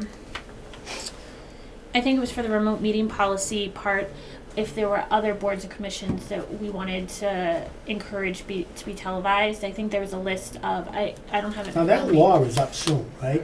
Isn't that being re-voted on statewide? I think so, but this is just in general that Right. it's, Right, that would be our. I think the law is just Right. like some of the, I mean, we can still use remote, have remote Right. meetings, but the specifics of what is acceptable and not acceptable is being Right. tweaked, because they allowed for a lot more during COVID. Okay. And Yeah, I think it's up they're in gonna- March or something. I Yeah, read. they're gonna tighten it up Yeah. to some extent, so it's not. but I know like it used to be feedback, like the chair, if the chair was not in person, then they weren't the chair for that meeting, and there was a lot of different. Well, one of the things I read online was the reason why they don't think it's gonna pass this time is because people want annual town meetings on it as well. And they don't think it's manageable. Yeah. Right, So unless there's language in there to decipher those two, they, right. I don't know. Right, but I think just in general that the town can still have Zoom access, the town can still decide that there is Zoom access for participation or even for live watching, you know. But that was one of my questions. And then just for the board appointment policy, I still struggle a little bit. We talked about it a little bit in the conservation committee meeting, that appointment piece as far as the recommendation from the chair. And on one hand, I wholly understand you want people that are participating in the meetings and getting feedback and everything. And also sometimes it's intimidating to go to different meetings as a new member. So is that a potential hindrance to getting new people in? And also, You mean not being able to get the recommendation? Right. But the recommendation isn't the chair only, it's the committee, right? They should be discussing the applicants. But you gotta get the applicant to come to the meetings. information Right. Right. to the board. So I think you like want- it did the Right. last time, or a couple times back. Information never got to the board, and they were dictated to appoint this one and that one. And that wasn't right. Right, well, the boards have to own it, so they need to, Yeah, if they have right, vacancies. This board right they- here's gotta own it. Right. It came to this board, and it never got to conservation, and they were expected to appoint this one and this one. But I think in the policy, it said that it has to go to It never the came. committee first. I know, but Yeah, it's, usually the committee votes to Right. nominate somebody to a specific position, and then the select board appoints. I mean, in my opinion, it's like a letter of support. Right. Because that may not always necessarily, we just want to make sure that the board agrees to this individual. But there may be other reasons that Right, there and- may be an issue, but. And I guess I struggle a little bit as far, and I think I use this as an example, like a totally ludicrous example, but let's say we had a child care board, Mhm. and the child care board, it's a 5-member board, one member's up for, or 2 members are up for reappointment or whatever, but the board doesn't care at all about child care, and they're just totally focused on something else. And so we as a select board think this board that we are responsible for, if we reappoint the people that are up, it's going to continue going off, and they're going to take care of That's horses. a far-fetched example. It's far-fetched, really. But I think her point is something, to If they're some not degree, qualified to do the job, then yeah. right, don't is reappoint. new ideas and stuff like that. Right. We don't want to miss out on opportunities, but we also don't want to control all of our boards. Right, and So, and I but- think that's a balance, Right. and that's where I struggle. Like, I can make arguments on both sides of that letter of letter of recommendation, essentially, and are the boards then? Right. I mean, bottom line, you may go to the meeting and you might see them interview or talk to the person. You may not be comfortable with them, and it's your right as a member of this board Right. to support or not support. And it Right. may be for your own reasons, but we do want to get the committee the opportunity to Right. say who they think is qualified, and then this board really needs to review and make sure there's no issues. And I think that. But I think the policy outlines that pretty well. I mean, I don't think you can be much more specific than when we are in the policy. Yeah, and maybe to Skip's point, maybe if the board, if in letters of interest are coming in through the select board's office, that those letters of interest need to get put to the appropriate boards and commissions, and a little bit of onus on those boards and commissions, like onus on the individual to try to make a meeting, but also onus on the boards and commissions to say, hey, like, are you really interested? Right, to follow up. Right. And then you also, on the same token, you want the buy-in from those people where they Right. actually come to a meeting. If somebody Right. can't even come to a meeting, Right. they say, I want to be on your board, but they never can make it to your meeting, I wouldn't want them on my board because you're not coming at all. So why would you going to commit to come to all my other meetings? Right, and I can also say, as someone who tends to be on a lot of calls, and not so much anymore, but when I was always getting scrutinized. Why are you here? Like, because I just want to know what's going on in town. Like, I'm a select board, Well, that's why they're public meetings. Right, but I think that there's a culture that Right. can also be intimidating for new people that aren't involved in town politics. So, And like, for example, like when I was on the finance committee and we had somebody that was going to be coming on board, like when I was the chair, we would like meet with them briefly, find out a little bit about them, and then bring them onto the board. So you're hoping that those committees and boards are going to understand how Right. to approach people at this point and bring Right. them on. So I guess, I mean, if the rest of the board, those were just my concerns with the two policies, but if the rest of the board is okay, I'm not. But you don't have anything to say about how you would change it, right? You just you have a conceptual concern, Right, but you don't but have I don't know how to, have any I don't other. know how to address it, Right. because so that's, I guess. And a policy can be revised. Right. So we just want to make sure And we it's have a policy, policies. it's not a bylaw. Right, we want to have a policy in place, and then if we find out there's things Right. don't work, then the board brings it back and revises it. Revisit it. Unless you're totally uncomfortable with it. Yeah. But we've reviewed these a lot, and there's a lot of work was put into it, so So unless I'd we like have to any make- specific changes or objections. Karen? That policy of Karen Norwell, 149 Palmagussit Road, the policy for the appointed boards is not specific enough because we do not do the letter of support for the finance committee. That's only the difference. We don't appoint the board, your board. I know that. So that you have nothing to do But with that it. policy doesn't say that. And it should, because if a townsfolk who might not understand goes to the policy and says you have to do all this, it should clearly state in there that the finance committee, it's appointed by the town moderator. And then say that the planning board is elected, and that the. No, but I think, but it's an There's differences, but so but there there's should an be appointed a- board. And that says appoint for all appointed boards. But it says on the It- board is appointed by the. Select board. Okay, I'm just saying, I think if we're making policies, Right, you should it make sure that you specifies just get it squared away so that Joe Q public who looks at that understands what to do. Right, but in that it says it is the monitor appoints that board, not the select board, so. Not in that policy, it doesn't.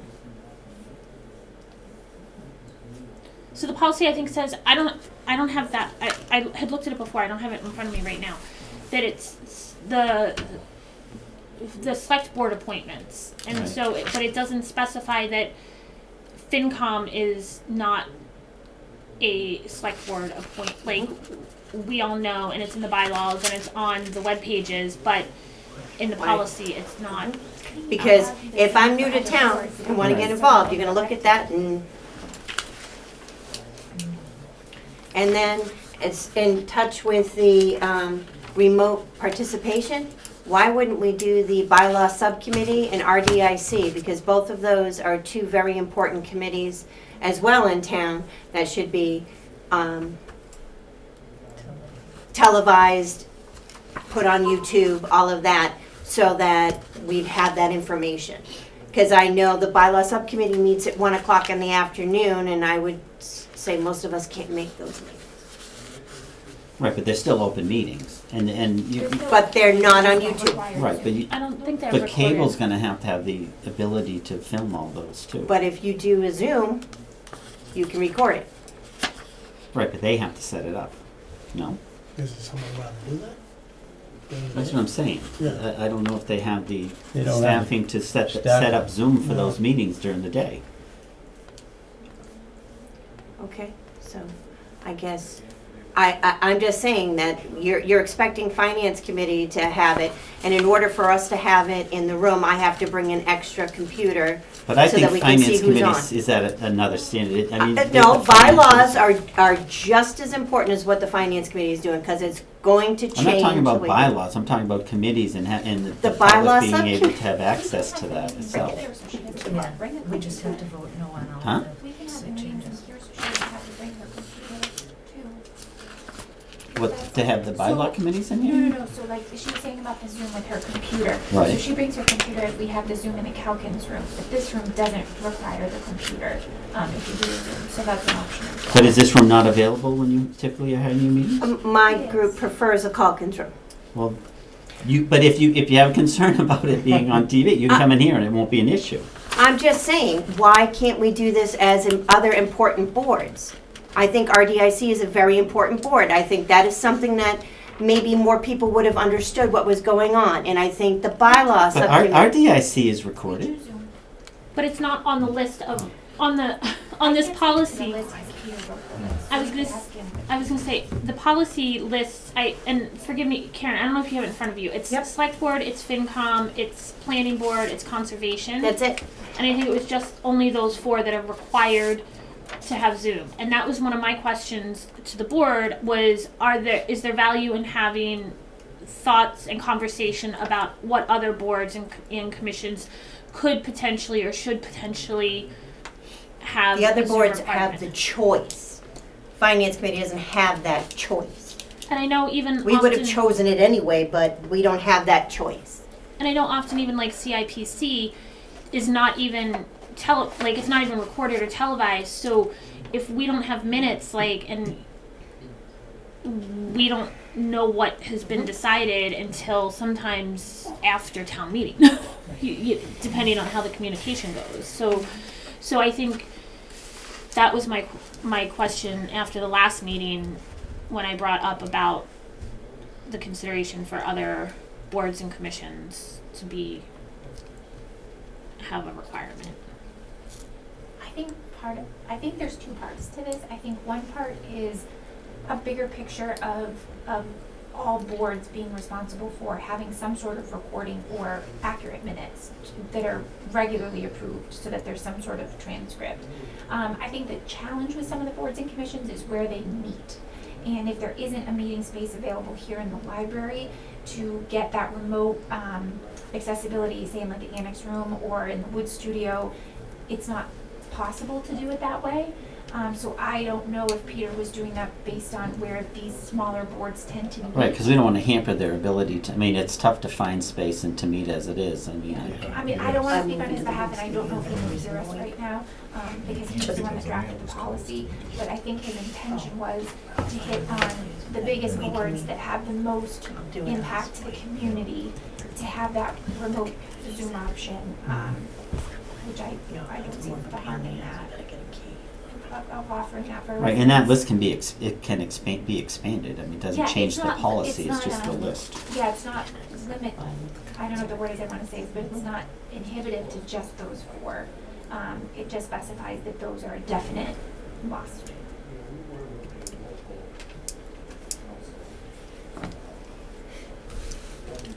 Where do you go from here? I don't know. It's either somebody makes a motion to accept, we can bring these back to our meetings over and over. And No, like I I'm said, gonna the only I'm thing gonna about make the a motion. policies is that they can be updated and adjusted, and the list can be updated and adjusted. But I would think it'd be nice to have some policies in place, so we're following some kind of specifics, in my opinion. Through the chair, I'd like to make a motion to approve remote meeting policy and board approval policies with adjustments at later as needed. Well, I think that's it. No, it's an emotion, so nobody can say we're not looking at it the right way, in my opinion. Does that motion work to make it? Second. Any other discussion? Clock eye. Galvin, aye. Whitman, I. And Nichols, aye.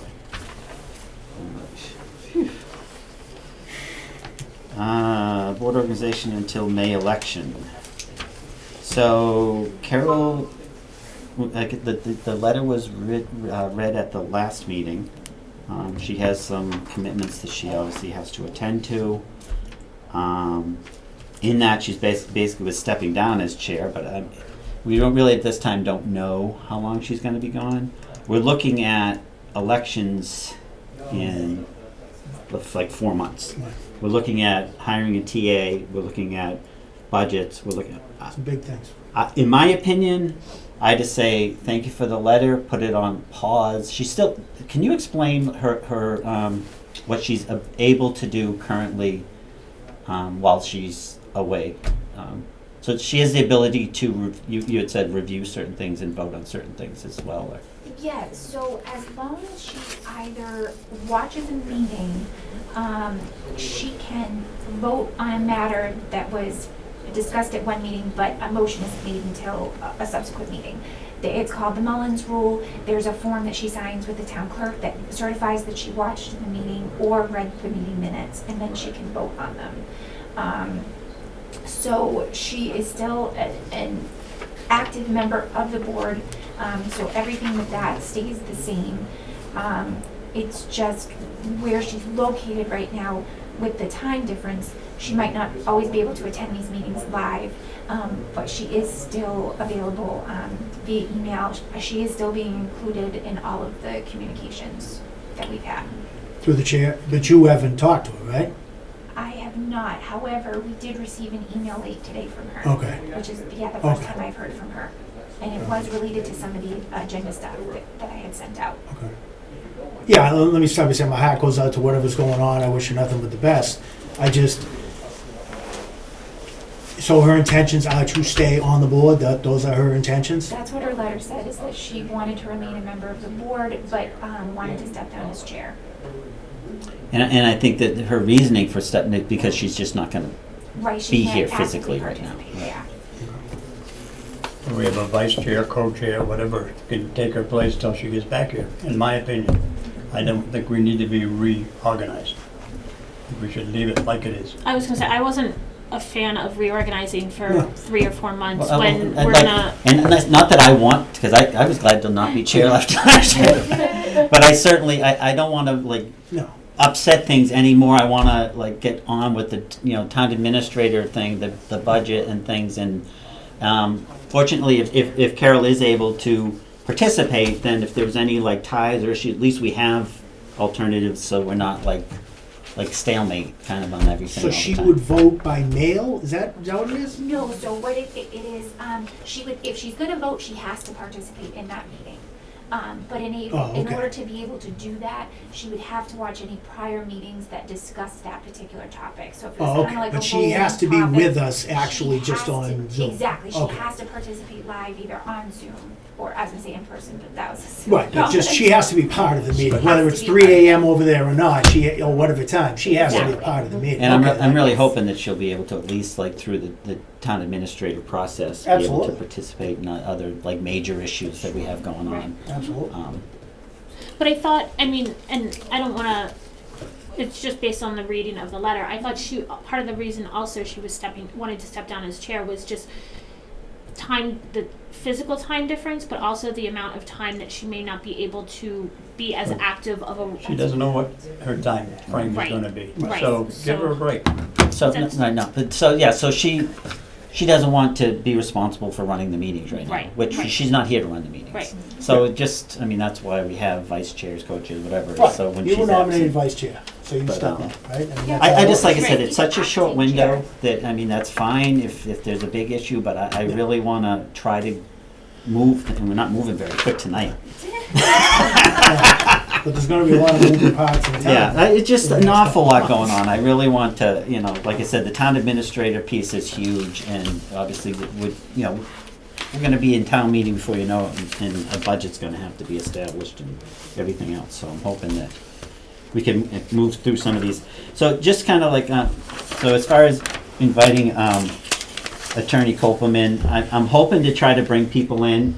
The next meeting, I had met somebody who does grant writing for a nominal fee. I want to try to bring in some opportunities every once in a while. We had talked to, looking at HR type issues, looking at different things. So talking to some of these nonprofit and these organizations or these services to see if there's some way that we can, because even once we get a town administrator full-time, that individual's not going to still be able to do all the things that this board really wants done in the town. So we really need to start looking at some alternatives. So I'm hoping to bring in some people for us to, just to hear what they have to offer, and see if there's, groups like RCAP Solutions. I know that Gary has worked with them a little bit. Waterworks there's a lot of things that we can get assistance with, and I think we really need to start talking to some of these groups and trying to take advantage, just like we do with Central Mass Regional Planning and those type of groups, to try to get as much help as we can in those areas. So. And the grant writing group is going to be coming to our next meeting on the 21st. So they're already lined up. All right, so on 20, so we just, no action at this time, and if for some reason we all of a sudden decide we need to do something, then we can always make a motion to. Yep, I agree. Does anybody have any? Nope. Anyhow. Oh, contracts. I make a motion to sign the contract for our treasurer. Dr. Tuttle? Second? Any discussion? Are we sure? Anyone? If I can get a roll call? Clock eye. Galvin aye? Whitman, I with appreciation. And Nichols' eye. Welcome back. Thank you very much. He feels like she never left. Feels like you've been there the whole time. You can't keep hiding, scaring off accountants and stuff. You gotta keep them around. Worcester County Retirement, discussion and vote to approve or deny 2% COLA for fiscal year '24. And I assume that are you talking about this, Rebecca? Yeah, I can give you, I think Tamika gave you the information. The retirement board voted to, every year they give the retirees a 3% COLA. This year, as you probably know, Social Security, I don't have the number, the Social Security awarded a 5 or 6% COLA to all their retirees. So the Worcester Regional Board voted to increase the COLA for the retirees in the system to 5%. But the board can only, in order to increase it by that additional 2%, there's a law in the books that it has to go to the member towns, and 2/3, which is 34, 2/3 of the member towns have to vote to accept that increase, that 2% increase. So it would be a 5% COLA to the retirees in this year only. That cost will be spread out. We won't see an increase until FY26 because they do a revaluation every 2 years. So the increase to our assessment for this bump up of 2% will be seen in FY26. And it's probably, they gave me a calculation to do it based on our retirees and that type of stuff. It's about a $10,000 cost to the town. And that will be the next budget cycle? It'll be in FY26, will be the first time. So we're not even... Right, so it's not, we have our assessment for 24, 25 is based on the same numbers that they, snapshot that they take of the retirees and the salaries, and every 2 years they take a snapshot of where we are with active employees and their salaries and that type of stuff. So this will impact our assessment in FY26. Okay. So the boards in all the member towns actually have to vote to accept, to increase this to 5% just for this year, and it'll be retroactive for the retirees from July 1 through June 30th of 2023. So it's probably not worded exactly correct on this line, right? Because it goes up. This says 2%. Yeah, so I apologize. No, I just want to make sure when the motion's increase. made that it's. Well, that document I gave you has the motion. The one that I highlighted. Oh, the actual. I see the information here. No, remember that paper I handed you? It says motion for item number 22. Oh, jeez. That's the specific motion that I took from that. What are you doing? Yes. I must have put it in here. So it'd be a motion to approve 5%. Yeah, but it's, we gotta. Yeah, but there's very specific wording, and I gave it to Lyndon. And she Yeah. went and gave It's it the to me. additional 2% is what Yeah, you're. to bring it to 5. Right. Maybe It's we the should go 3%. back to the reconsidering the acting. Is it in the file of everything we signed? No, it was,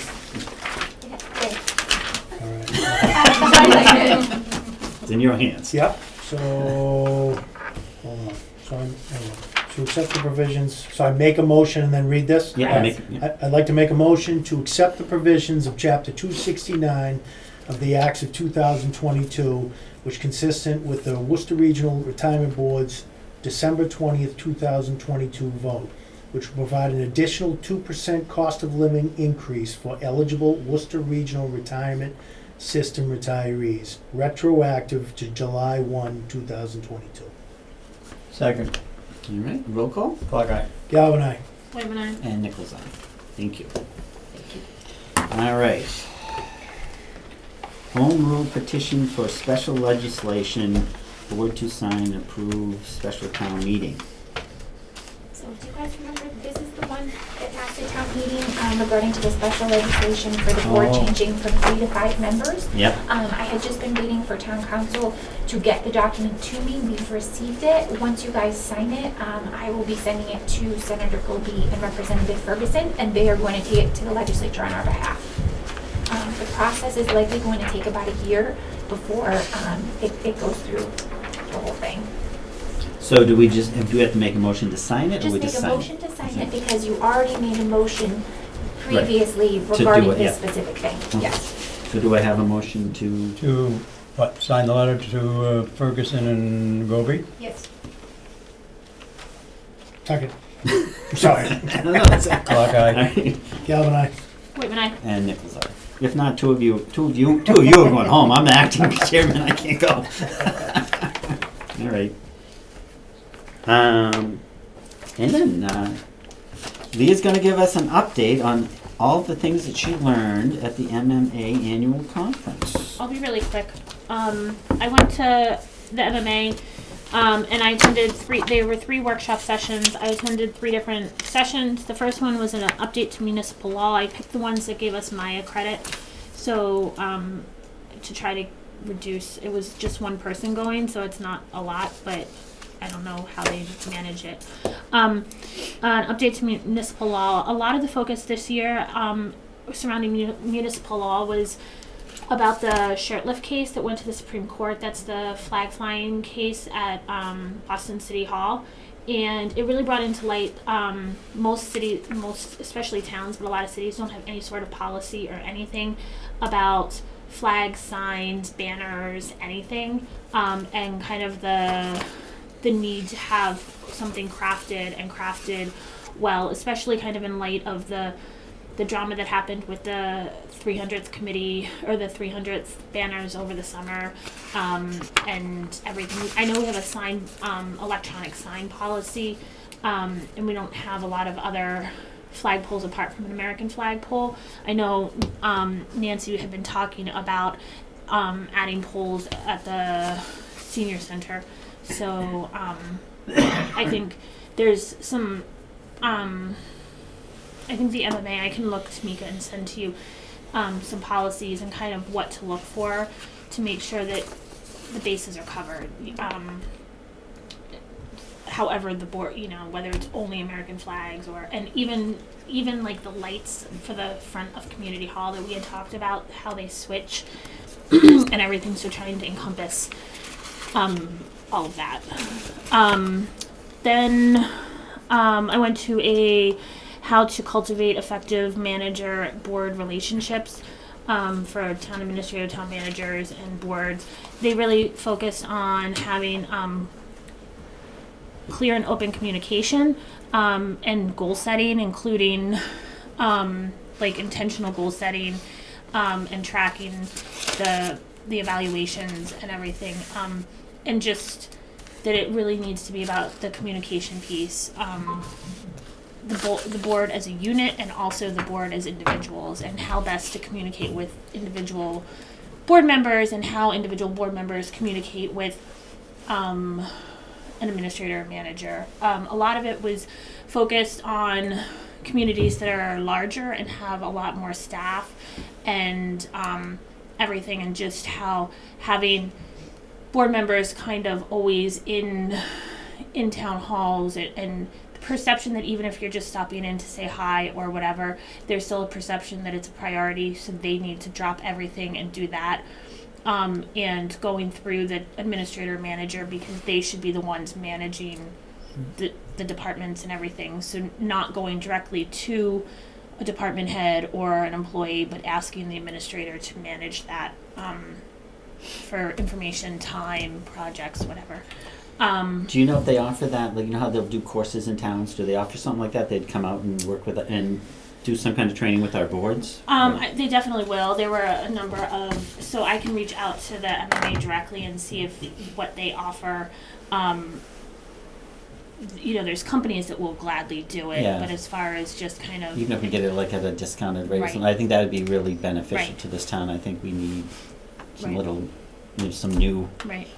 education on our boards and stuff. And I think it's also, it was eye-opening because as a town, we're very quickly hitting that 10,000 mark. That's going to trigger a whole lot of other things, not just, but that we're no longer that small town. And so just because things were able to be done that way 20 years ago, because we were half the size or even less than half the size of our population that we are now, is just a rethinking kind of in the way municipal government should be happening in a town of 10,000 versus a town of 2,000 or 5,000. And then I went to transportation funding. It was kind of how to take advantage of the bipartisan bill and access a lot of the funding that's available for transportation. It's tough because for us small communities, it requires a lot of the pre-engineering and the onboarding and everything. And that was one workshop where they were really, really pushing if using ARPA funds for a grant writer, because they said in order to take advantage that there's a historic amount of funding available for projects, that the requirements to get that funding, they're competitive, but they're not so competitive, but they're competitive in the sense that it's not a guarantee that you're going to get it, but they're not competitive in the sense that it's going to be, you might apply for 10 and not get any, you know, in that sense.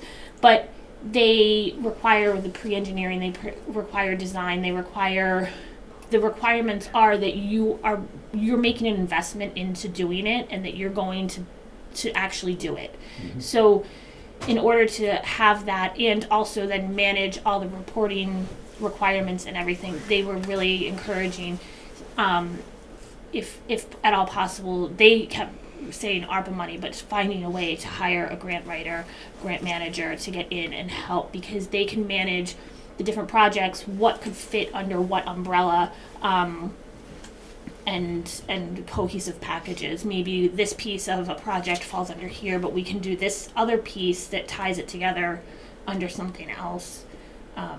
So maybe next meeting, if we listen to that grant writer, Right. get some ideas of what might be available, we might be able Right. to move forward with that. My concern about coming up and depending on coming up on some of the project is, right now, if there's federal funding, you get that Buy American Build It. So there are Right. some restrictions that go Right. along, which will increase the cost of construction, Right.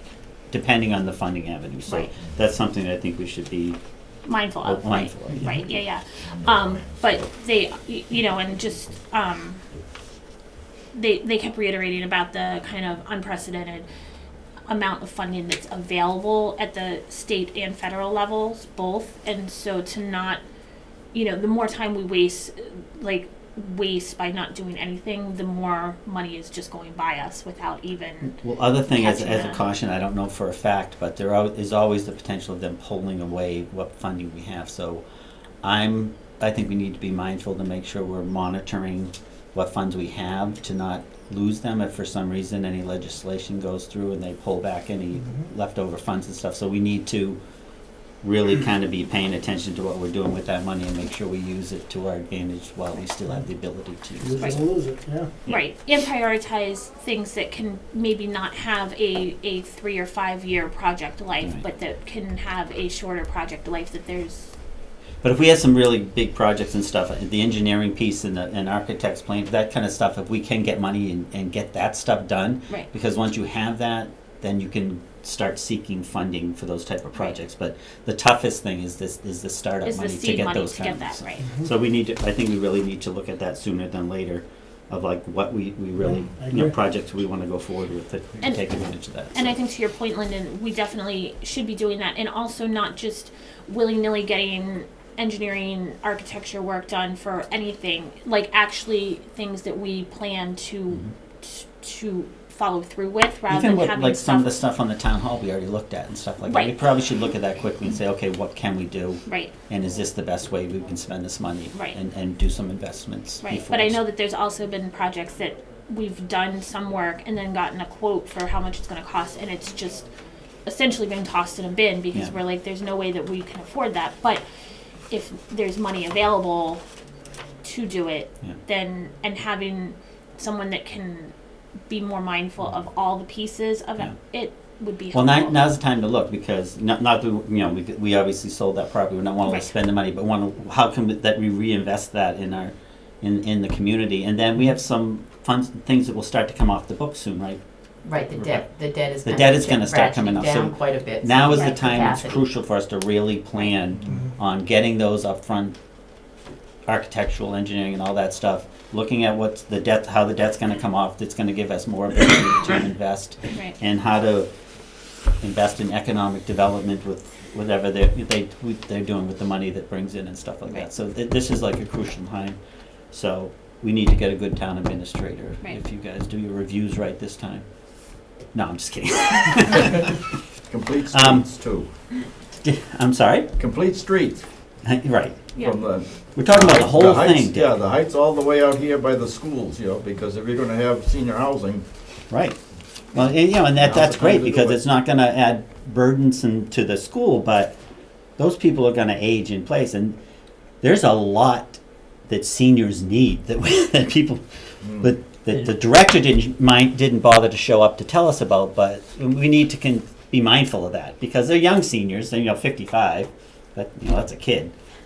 But the needs are gonna grow with the community, and it's an aging Right, world, right. so And we that's- need to be mindful of And that. that's the push, is to do aging in place everywhere, right? Mhm. And, but we need to make sure that we have the infrastructure to support that, and that, is the budget piece also. But yeah, so those were the 3 big ones that I went to. I participated in a rural and small town kind of brainstorming session, and it's not helpful that everybody's feeling the school crunch, especially but if there's a push to somehow work with the Mass Association of School Committees and Superintendents and MMA select boards to make a push at the state level to at least honor the commitments that they've made to education that haven't been funded, that would alleviate a lot of the stresses that we as smaller communities feel on the budget side. And I know they're looking at it, the evaluating, because the number of students is decreasing and the impact it's going to have, because it's going to affect their funding as well. So that's another whole Right. piece that's going to come into play. Right. Yep. So I can send, I have access to all the meetings, because I just chose the 3 one for each session that got Maya points that seems semi-tangential related, but I have access to other ones. There was a thing on private streets, which I actually wanted to go to. It's probably what Joe had sent around, but I don't know for sure. So I can look at that and send it around and everything. Maybe if I can figure out a way to get it on SharePoint that everybody has access or whatever. So. No, I want to know, did you go in the simulator and drive the fire truck? No. I did not. Did you? I stood there and I literally was getting nauseous. And there was this. I and would not there have was made this. it. And this is not sexist. There's this young woman, like a kid, in front of me that was going ahead, and she went around it. She was backing up the fire truck through cones and everything else. And never mind, I was getting nauseous. I'm like, I am not humiliating myself. So I was with a bunch of recent grads type people, and they were putting me to shame. And I said, I really got to get back to the business. I can't be playing around here. The other thing is the book that the attorneys at could you? I knew you were going to steal it. That's oh, you brought your bag at least. Thank you, because I completely forgot that I had this.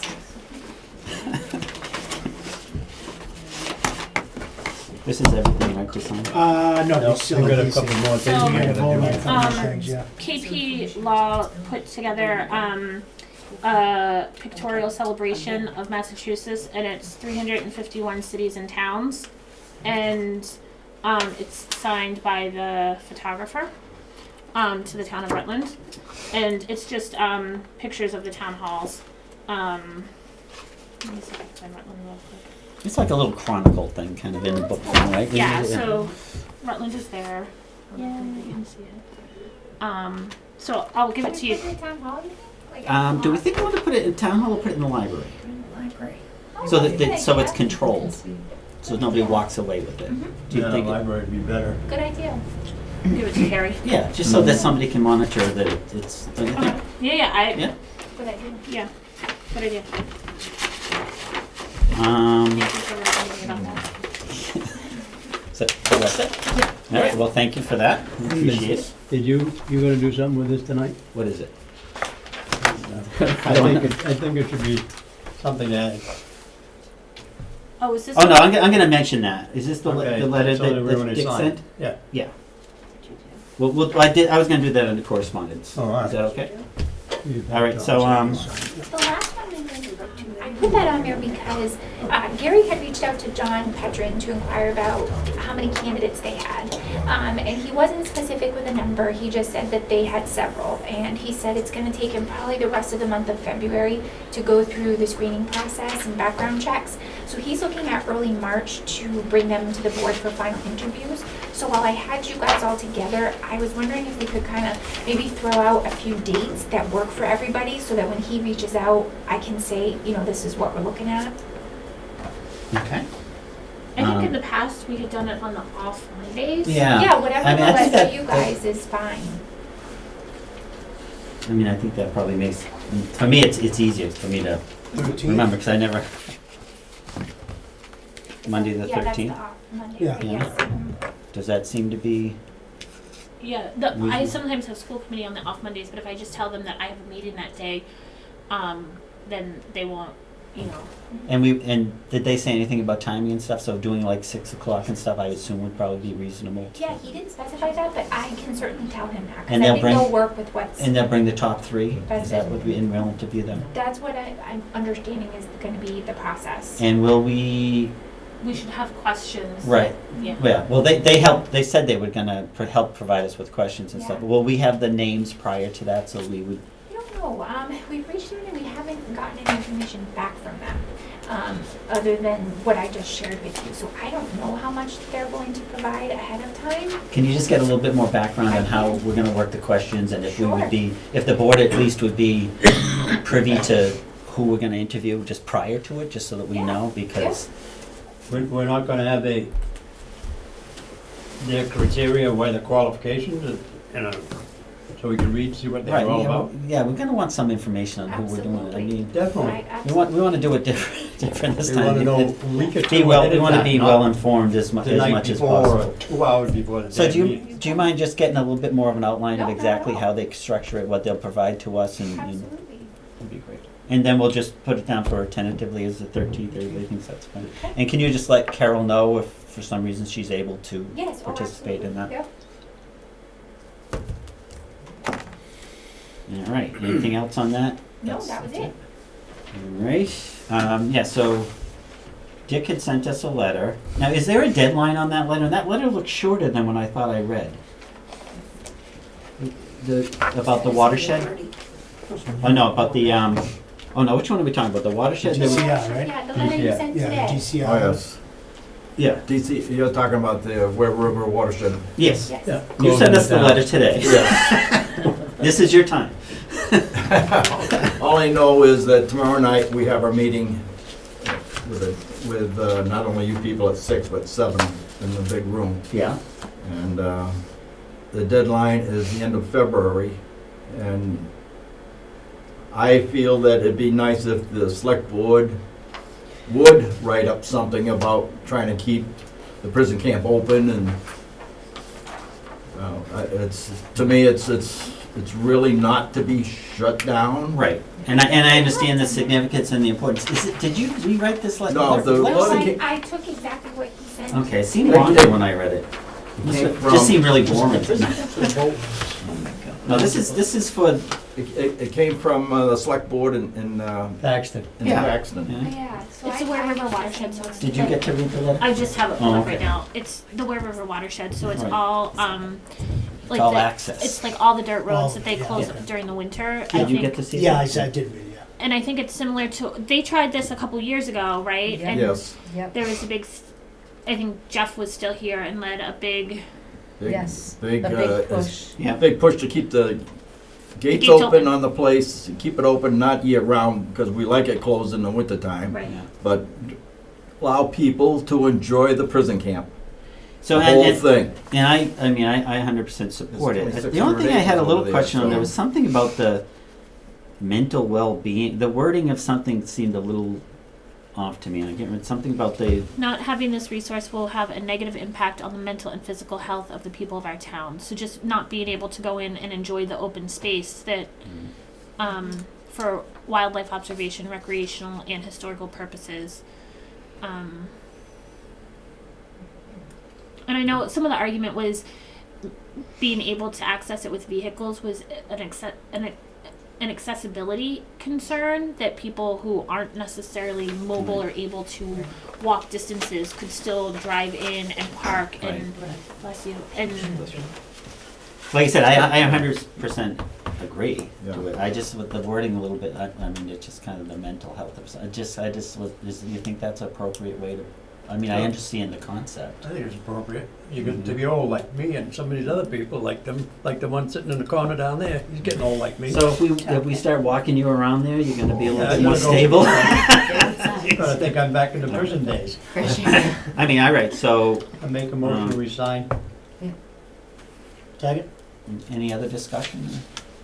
thanks for bringing it to our attention, Dick. Thank Black you. eye. Galvin, aye. Whitman, aye. All right, Thank you. thanks. I think that's it, other than executive session?